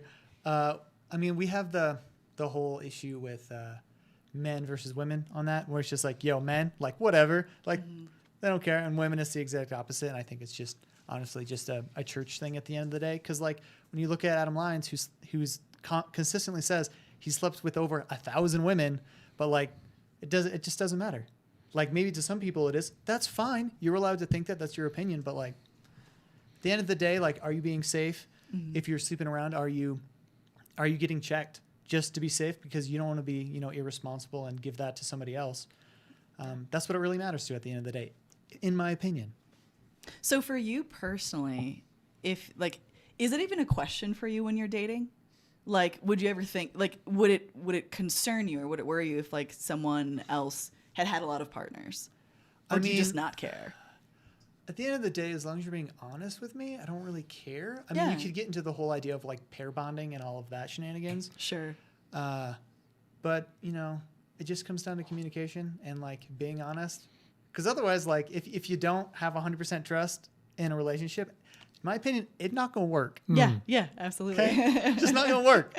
So, I mean, really at the end of the day, like I know I'm inexperienced, and if somebody else is experienced, that's just a benefit for me. Right? At the end of the day. So like, sweet, that. just tell me what you want. Cool, no problem. You already know, awesome. Like, Sweet, like, okay. Like, So as long as someone is being honest and safe, Yeah. you don't care about the overall number. I mean, I think it's just an ego thing at the end of the day. Really. Would it be different for men or women or the same? In the way of if a woman has had a lot of partners and the man hasn't, and vice versa. Yeah, like the way that you looked at what was the individual's name that was running the Adam workshop? Lyons. Adam. So like Adam at over 1,000. Would you look at a woman the same way if she had over 1,000 I think sexual partners? I would like to say that I wouldn't, but I think because of the way society has programmed, especially growing up in the church, I have an inherent I would, because I can't help it because I've been programmed I get that. that way. It seems like you're conscious of that though. Oh yeah, So- I self-reflect every day Yeah. because I always need to be like, how can I be better? What are my subconscious biases? And just knowing what those are and being like, all right, cool. But as long as I look past that, because that's it's a small thing compared to what makes up a person. Yeah. Such a So small thing. accurate. We got a great super chat. Yeah, Well, yeah. We have to pause and read a super chat. This is from an Erin. She'd like to hit on you, Tom. Hey. Sorry, my audience is a little risque sometimes. She I'll hit on says, Tom. The guy in the Boy Genius sweatshirt has such a great voice. Fantastic. Yeah, he does. It is a great. Yeah, he does. Well, okay. So if that's who I think it is, I love it. And if it's not who I think it is, you're welcome. Hey, get it. Thank So you for the sultry. super chat, Aaron. Yes, thank you. I'm Erin. curious to get both of you, or you two on this as well. It's not a big deal to me, and if it was a big deal to somebody I'm dating, I would not continue dating them, because that just shows to me that there's that it's just such a touchy subject for me because of my background. To me, it feels like a way to control, or like it's, I don't know how to explain it, but it's like breeding grounds for jealousy and control. I feel like having those kinds of conversations and not being on the same page, which brings me back to what I said originally, which is like finding someone who's open-minded in that way, you know? I also think, I don't know if this is what you were talking about, but I feel like it kind of goes back to the concept of like, especially in my experience, woman growing up in the church, your body is literally never your own at any point in your life. Like it's God's, you belong to like your father and your family, then you belong to like the man you're married to. And I feel like if someone cares about the choices that you have made, like with your body, which is actually your own, and are judging that, it just feels like, to me, like a perpetuation of that, of like, no, this is my own skin. Like before I knew you, whatever choices I made are the choices that I made. And like, we can talk about that, like to have open, honest conversation about it, but you never have say to someone, like, especially before you're with them, in my opinion. Yeah. And I feel like women can never win on this type of subject. In the same way that I feel like maybe you would get judged for not having sexual partners, because once again, it's that narrative of like men have all the sex and have all the sexual partners. Women cannot, or they are fill in the blank. I don't know if I'm allowed to say the words on here. Yeah. Oh, you yeah. know? We all know. We get the general gist of what you're talking about. I think with that, the most important thing, and this is just how I live my life, is just own it. Because if you own it and you have the confidence, people don't care anymore. Yeah. They're just like, all right, cool, whatever. And they just move on. Yeah, totally. I think that's a huge point. Yeah. Tom's gearing up for in case it it wasn't clear from what I said earlier about sex positivity, this is a life skill that you should practice. Like this is an important thing to get good at, and the only way you can get good at it is by doing it. And I think that, like, how are you supposed to know what you like and what you don't like if you don't have multiple partners? And this is not to say anything against people with few partners, right? But just to say that, if we invert the slut shaming, right? Like, people who have had a lot of partners generally are really clear about, this is what I like and this is what I don't like. And to me, like, that only enhances the types of connections that you can have with someone, because they know very clearly, and like, they can tell you, this is what I would like you to do. And like, to me, there's nothing hotter than that. Right. Yeah. No, I think that makes perfect sense. I think you're hotter than that, Tom. I mean, this whole thing can just turn into. I'm just here to hit on Tom. I'm here for it.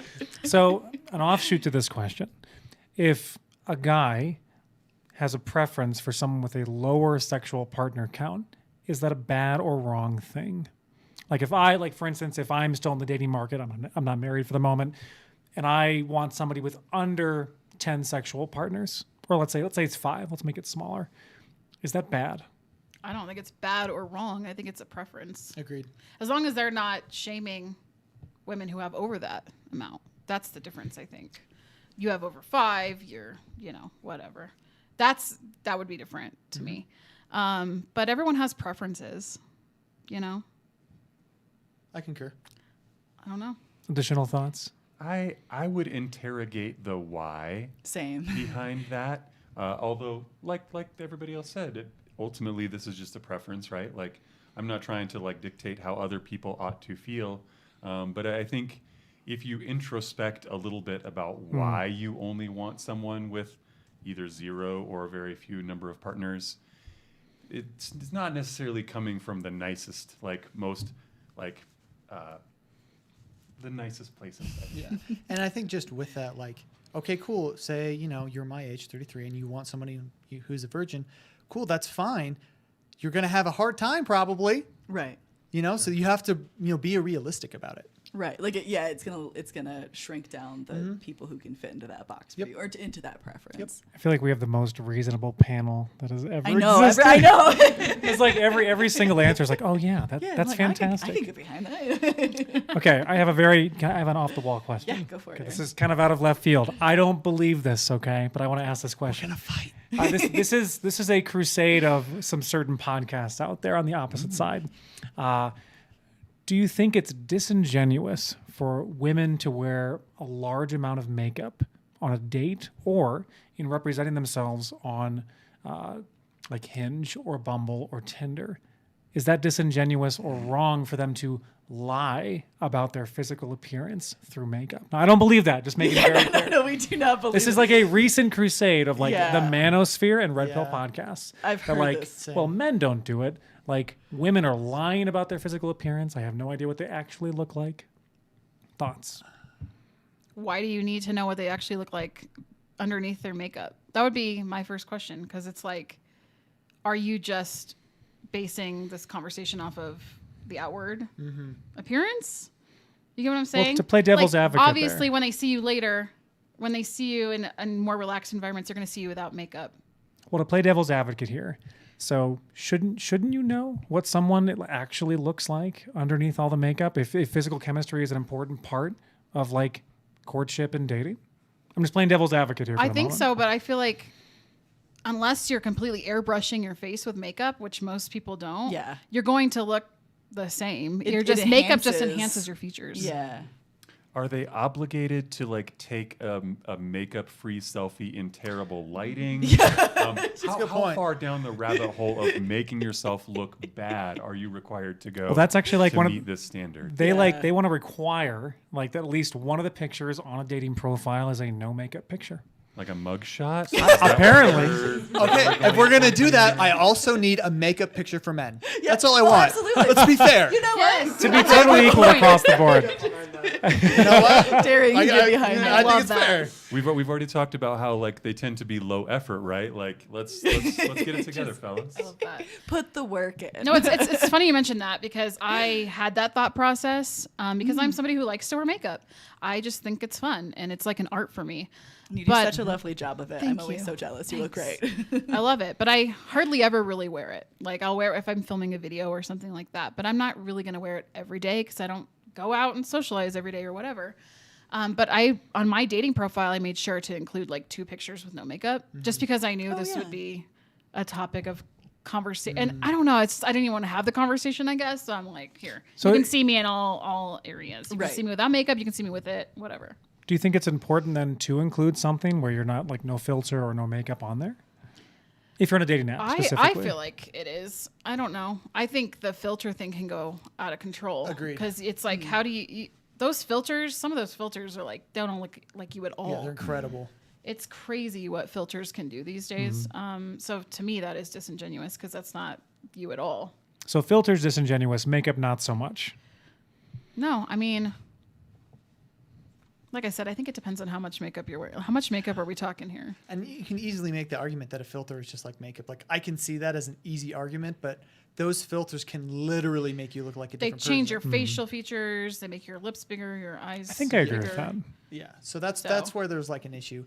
I mean, makeup wise, like I don't know, man. I have to look at the history of makeup and like be like, all right, cool. What was the intention? Blah blah blah, and then kind of make my decision from there. Because I mean, you take the same thing about high heels, originally made for men to ride horses. Oh, yeah. Men wear makeup too. Well, I didn't so- know that. What? Yeah, yeah. It was like totally like they used them to ride horses, and men wore high heels. A lot of like skirts too. yeah, Skirts like are a lot good, of yeah. things I'm happen where they definitely looking start this up after the masculine. podcast. They start masculine and then they become feminine. That is Somebody made it up one day. They just woke up and they're like, men can't wear makeup anymore. I know. you know, Men aren't allowed to like pink, yeah. even Yep. though men were in pink nightgowns like in the 50s, 40s and 50s. Bring back pink. Yeah, we had a was it Eleanor Roosevelt that was like dressed up as a girl when he was a child, and like they have pictures and everything, and it like wasn't weird. Yeah. It was only very recently that like I blue and vaguely pink. remember seeing something about that as well.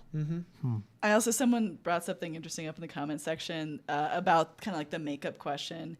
Like Halfdor said, this question makes so many assumptions about the nature of perception. Or like, are we allowed to wash our hair? Wash your face, use lotion. I think that's a very a good way of like how far do you want to take? Not you. I mean like how far? No. Yeah, how dare you? I was just asking a question. Get out of here! Get out of your own podcast. Well, What? I think that it's interesting the way that this question is framed, right? Because I feel like it presumes that she is doing her makeup for you. Also, right? yes. It centers the man's perspective, right? In kind of a weird way. Like, why isn't she allowed to just like wearing makeup? Why isn't she allowed to just enjoy looking a certain way, right? It's not about you, dude. Yeah. So that I think So is true. like, if you could take a step back and like you are not the center of her universe, and also it's also kind of creepy, this thought that like she's wearing makeup to entrap you, like God, yeah, in some, weird. like was like that Bible story where like the Jacob marries the wrong woman because like, and he has to be like work 7 more years to like get the one he wanted. Like, How is that even this possible? is not. I mean, men are dumb, so you know. But I feel like it's assuming that it's her intent to deceive you right off the bat starts off on a very just creepy foot. Well, I think you picked up on something that I feel like after watching many, many podcasts of the opposite side, is that there's a very adversarial way that a lot of these podcasts frame men and women. Like, they're out to get you, take your money, like, you know, divorce you, and like, you know, try to make out on that. I feel like the entire thing is based on like a super versus kind of relationship. And I think that's such an unhealthy way to look at relationships as a whole. What do you think, Joe? I would agree. Excellent. Phenomenal. As she That was scans really the good comments. comment. She Wait, really what just was the had comments? just the most I didn't hear what you said. incredible. She agrees, but she has no idea what you said.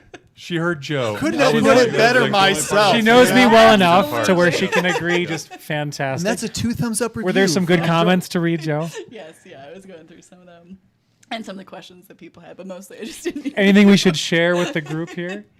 Let's see. Well, there are some others that are like a change of topic that people have asked some really good questions, but I don't know where this conversation was.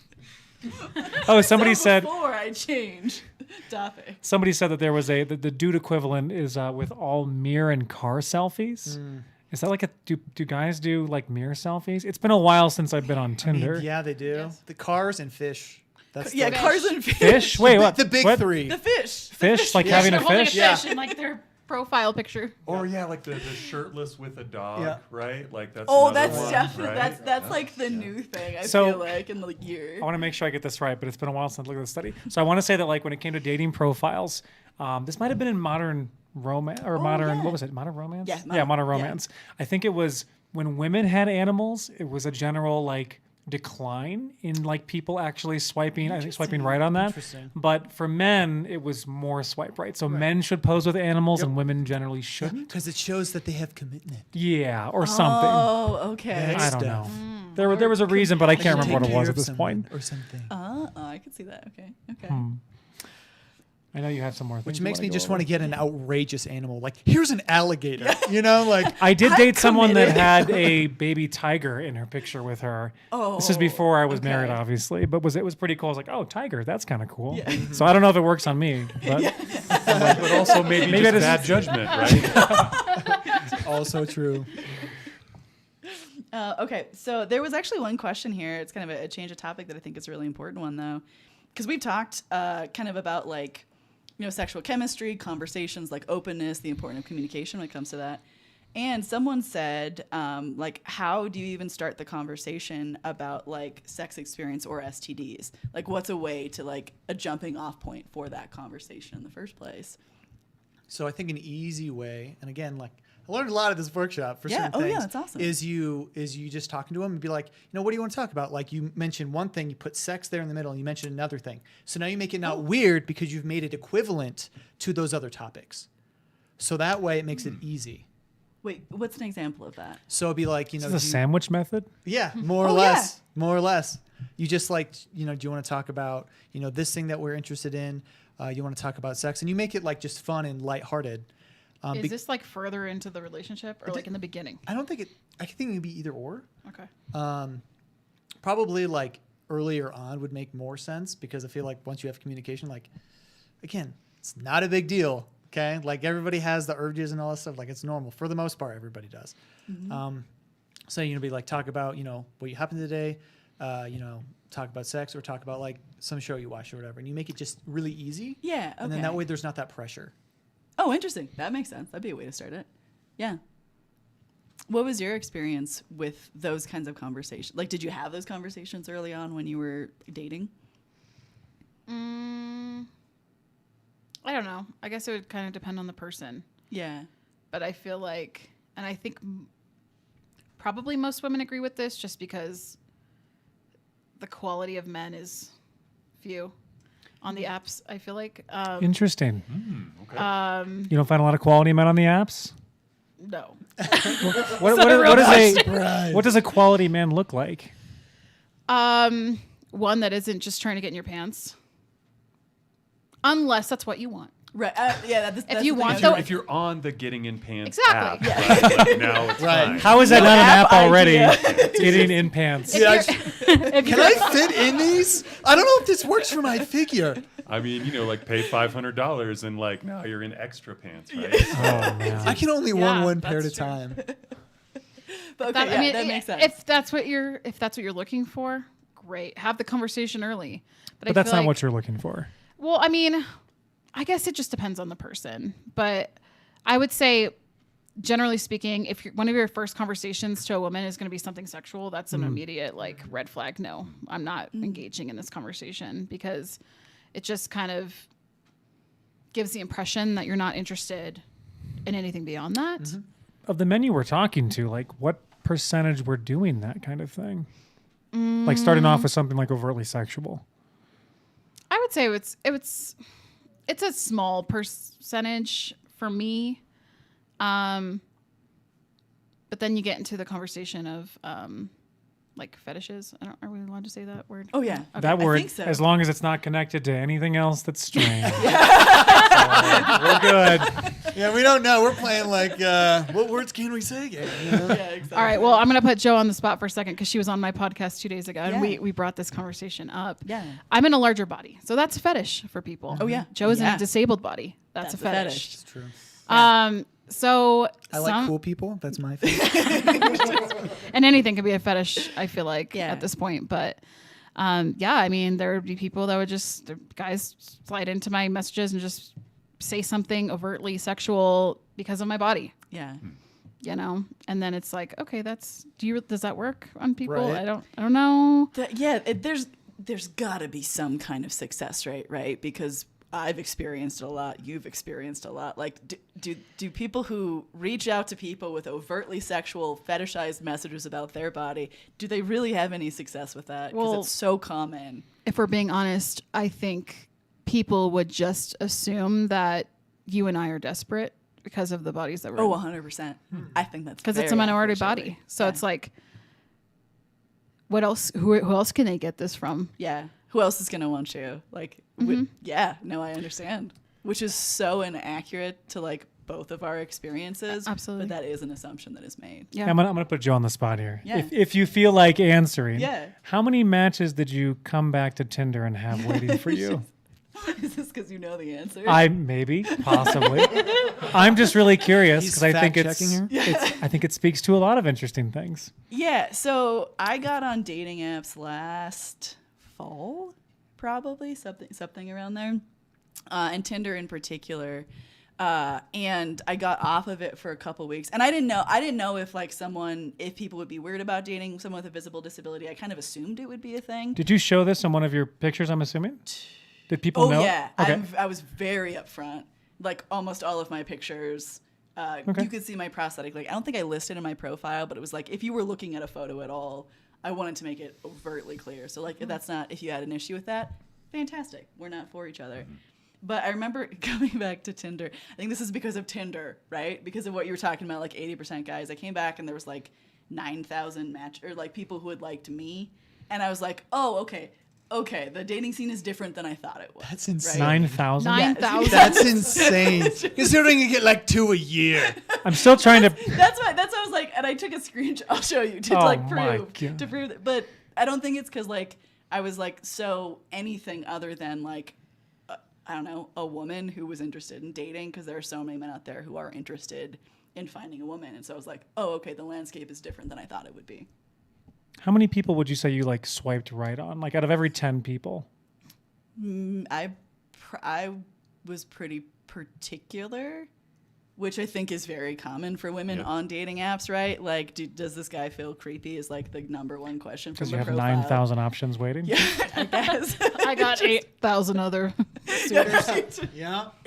But I mean, I would say maybe 1 out of every like 20 to 30. I agree. Maybe 1. Yeah. Of like, cool, let's have a conversation maybe. And I feel like there's a lot of men out there who feel like resentment, Yes. right, about this level of, it seems like ease that women have, right? But I think the burden is just different, right? Like, Yeah. there is still work that you are going to have to put in. It's just like we said earlier, you're trying to like screen these people. You're Yes. trying to filter these people. 100%. Like, you like it's yes, it seems like 9,000, right? But there's definitely not all 9,000 that you would even be remotely interested in dealing with. No. And so you're having or to vice versa even. Yeah. I'm sure a lot of this was just like swipe, and so I ended up on a list. It's not me personally. You I feel like we're going to have to call you Dr. Tom from now on. know. Because you make such phenomenal The chat points. I love it. loves your voice, Tom. Like, not just Aaron, his wife. Okay. We need to have Tom like read through Lord of the Rings and just like put 100%. one of those like audiobooks. I love it. Are we making you blush, Tom? I'm good.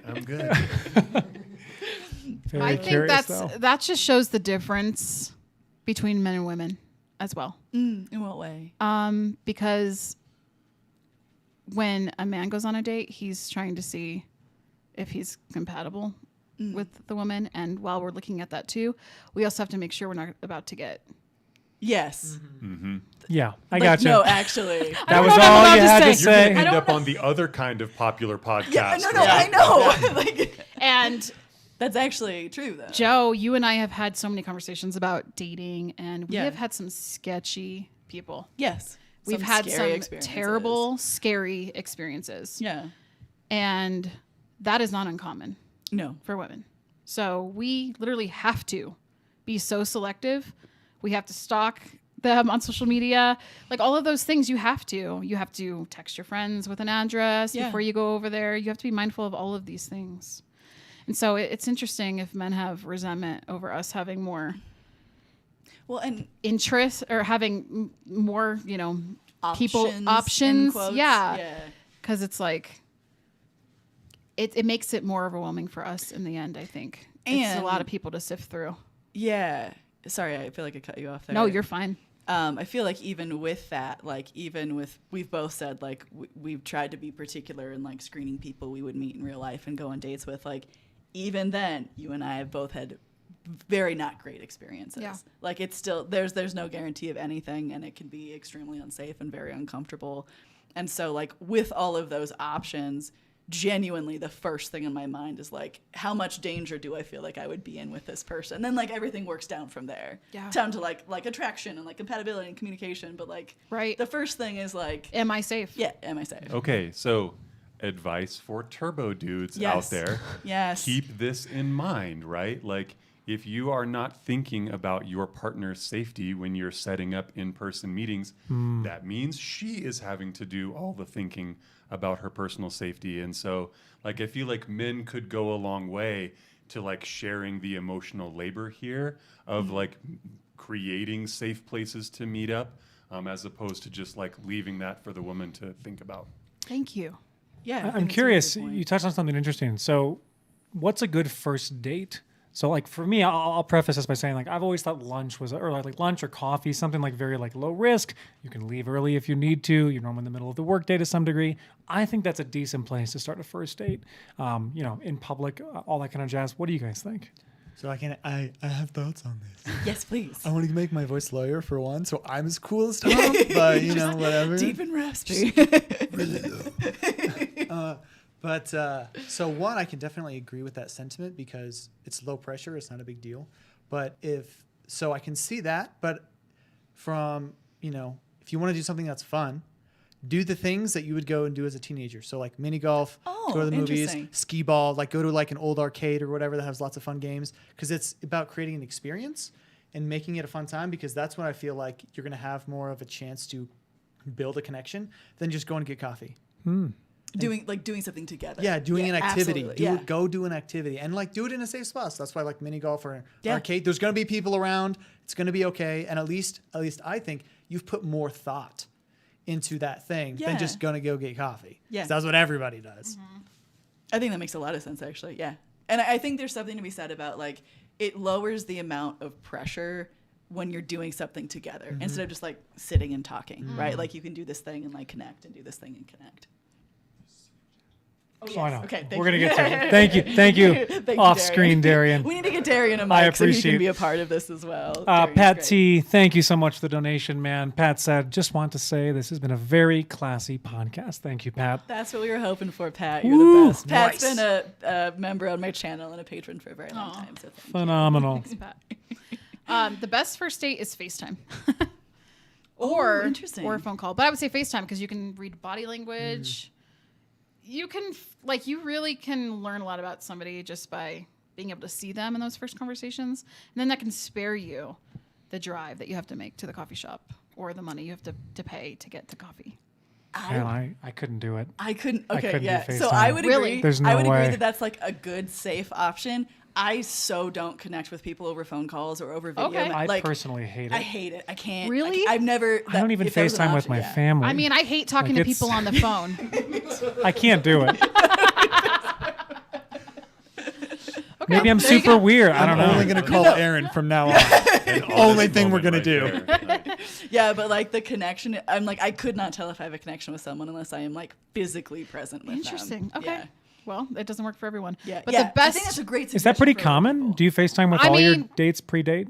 not all of them I did with my boyfriend, and What I did- thought that was good. How long was your FaceTime with him? I think we FaceTime like 2 or 3 times first before we met for the first time. So I don't know. But my favorite like first date experience was at a dog park, actually. Oh, Yeah. interesting. This Okay. guy was like, I'm about to go walk my dog. You want to come? I was like, sure. So we were walking and talking, and there was distractions, and we weren't like hyperfixated on each other, sitting Yeah. down, looking at each other. You know what I mean? So I feel like that eased the tension. So it's kind of goes along with what you said, like an activity. And even then, like if that. you're sitting at a table and you are on one side and another person on the other side, you're already fighting each other with body language. If you're side by side, now you're working on something together Ooh, versus interesting. your opponents. Yeah, I like that. And so like anytime you're gonna have a difficult conversation with anyone, sit in like a booth at a restaurant. Yeah. Do Wh- something which like is, I'm not, that. laugh- yes, I'm not laughing which at I you. do I saw a that, yeah. comment Yeah. about Tom, which is amazing. Oh my Of course. I should just We're leave. leaving. Yeah. You want to get out of here? I'm out. Sorry. I didn't mean No, to- you're good. Yeah. You have to read this. It's amazing. You Wait, wanna which one? Hold Tom on. has the Riz. Sorry, I'm gonna read this. Yeah. It says, "Oh my God, it's getting painful to know that he's taken talking about Tom. We need to fund the manufacture of Tom clones. His perspectives and thoughts are just. I want to thank his mom. It's Amazing. I agree. That's incredible. amazing. Thank you. I think you're sharing the emotional labor quote in particular with something that yeah. resonated with a lot of people. I Absolutely. think that's true. I think you need your own YouTube channel. You got to do Dr. it. Tom. We need men in this space. We need men in this space. We hope that Tom will be a reoccurring guest on the podcast. definitely. At bare we minimum. give him a good Definitely. experience. before we force him to start his own channel. That's right. So No, called just peer push him in the deep end. Just do it. Yeah, the clone. I am extraordinarily flattered. That's all I will say. we do We're well with making him compliments here. uncomfortable now. Oh man. All right, let me look through the comments and see if there's anything. There Were were any some really other good topics that you wanted to touch on? I'm gonna look through here real quick as you. Yeah, let me think here. I also saw a comment asking what kind of a podcast this is, because this is totally different yeah. and new for my channel. My channel for the last 5 years has been about amputation, disability, mental health, trauma, grief, and things like that, which are topics I obviously care a whole lot about. But Aaron and I have been talking about starting this podcast for, about a year now, and working on it for months, to specifically talk about like dating, relationships, current events. But for me, it's like the relationship between specifically men and women, because I feel like there's so much tension around that. There's also so many, they call them like MANOSPHERE and Red Pill podcasts. Think Andrew Tate, Fresh and Fit, Just Pearly things that are advocating for a very specific way of being Do you know that as a woman or as a man. And those are it's a very binary and very traditional. And the thing is, I think that they are having like they are touching on issues people want to talk about and we need content around, but they're coming at it from such a black and white and extremely, in most cases, far right, and a lot of times I think damaging perspective. And so we had conversations for months talking about these things we were hearing. And we're eventually like, we don't feel like there's a lot of people in this space that are like talking to other people, hearing opinions about these sorts of issues and seeing what people think. And we're not experts. We just try not to be assholes and like, you know, bring people on. Imagine to talk that. about it. Well, I think it, you know, also I think the left does a pretty poor job of reaching out to young men and women in Very particular much. as well. Yeah, especially when it comes to discussions about masculinity. I mean, I'm sure we've all heard the phrase toxic masculinity. And I feel like that's the only thing that permeates through the left side as well. And so I feel like we're trying to find the middle ground, like taking the best ideas of both and trying to speak to people in a way that's like responsible and fun and, I don't know, not being served currently in the community. When he said that, you like agreed vehemently with the whole that the left side of things is not serving men well. Is that something that you've experienced? I mean, when you just look at like even the political sphere, the right side like is so adamant and they're like so in the trenches and getting people to go along with what they're doing. Yeah. And the left does not have that same amount of tenacity. I think They're that's just true. not pushing as hard. Yeah, I could not I think agree more. the right would disagree with that, though. Really? I think so. It's their entire structure is adversarial in that Yeah. nature. They have to be like, oh, look what the world is doing to young men. Like Yep. everyone's a pansy now to some degree. Yep. Where are That's the what they're real fighting men? back again. Where are the real men? Yeah. Right. Can you define a real man for me? There's nothing wrong Right. with like They there's never nothing define wrong it. with traditionally No, they don't. masculine They traits. never define it. Yeah. Like I don't have a problem with like masculinity. Like I love masculinity. I think Right, it's me too. fantastic. Yeah. But I feel like masculinity should be defined as something I do for myself, not in how I treat women. Well, I mean, it can be in like a positive way, but if you're Right. using masculinity as like this weird bludgeoning object to go after women or make them conform to you, that's not what I think it should be. I even think that like using the phrase toxic masculinity suggests that we have this idea that there is a healthy masculinity, right? That there can be a nurturing, protective strength, right? That and it's not necessarily just about, you know, being a man or a woman, right? Like I think that there are always, you know, like both genders can exhibit masculine traits, right? But to say that like, you know, like we want to encourage this masculinity that gives people a sense of, you know, taking personal responsibility for caring for the people around you and your community.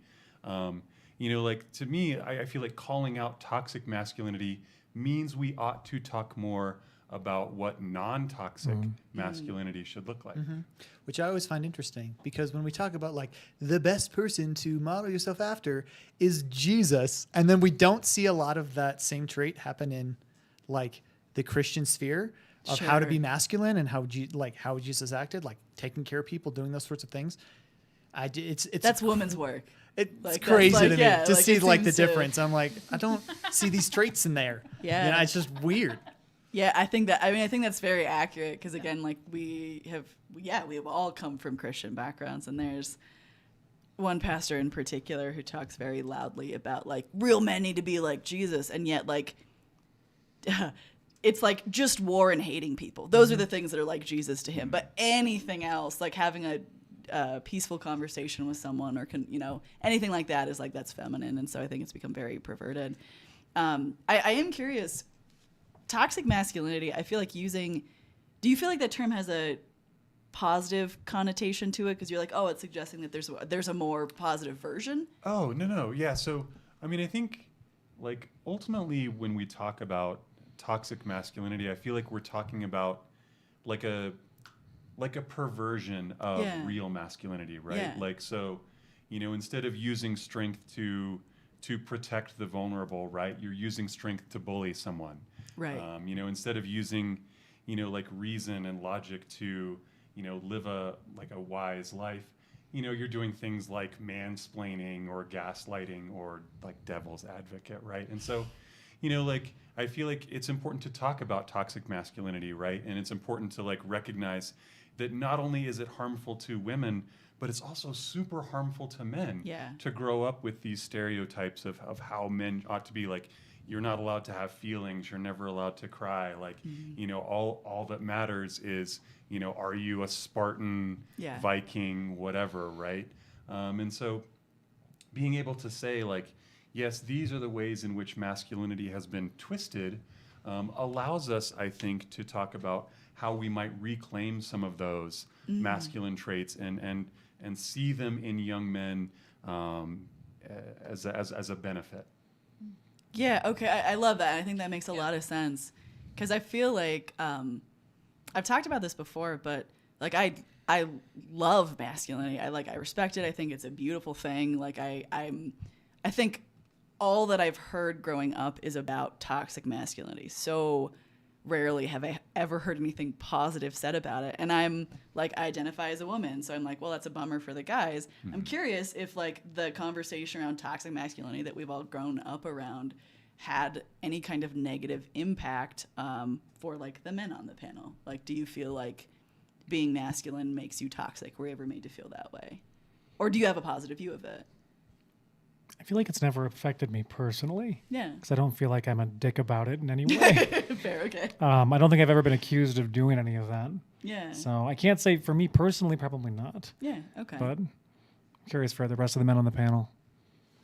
I don't think so. Not that I could think of anyway. Awesome. No, so like as someone who has identified as a feminist, for a super long time, like I feel like there's something, I don't know. I do think that there are a lot of elements of our culture which are a little hostile towards men, right? Like I think the portrayals of men in like popular culture sometimes tend to emphasize how stupid they are, or like whatever, right? And like I can see how everybody is sort of affected by that. But I also think that emphasizing the need for men to ally with women, that a lot of these struggles that we have, not just women's issues but men's issues, are going to take both genders to solve, and that having that adversarial conflict between them doesn't help either side. I think that's the approach that we need to get towards. Yeah, I love that. I think that makes a ton of sense. Well, Joe, do you have any more topics you want to go over today? I think we're at about 2 hours, which is crazy because I just feel like we've been chatting with friends. So I think now is probably a good time to wrap it up because it's 9 o'clock. Make sure to subscribe, guys. If you want to see more of this, that's what we're going to be doing at least once a week currently. Yeah. Next week, it'll be Wednesday, I believe. Actually, I haven't checked this with anyone. That's what we're working on. Wednesday, I'll let you guys know. Yeah, should be Wednesday of next week around the same time. Yes. But thank you guys for joining us. Thank you for the panel. Much you. appreciated. The most rational and reasonable panel maybe ever. Yeah, ever on our podcast, honestly. You're all of your podcasts that you've done for this specific all of thing. them, every last one. Clearly. It's going to set the bar high for everyone else. Also, check the description for links to people's social media. And thank you guys so much for being here. This was awesome. Thank you. Thank you. Thanks for having us. Yeah. We'll see you next time. Bye, guys. Take us off.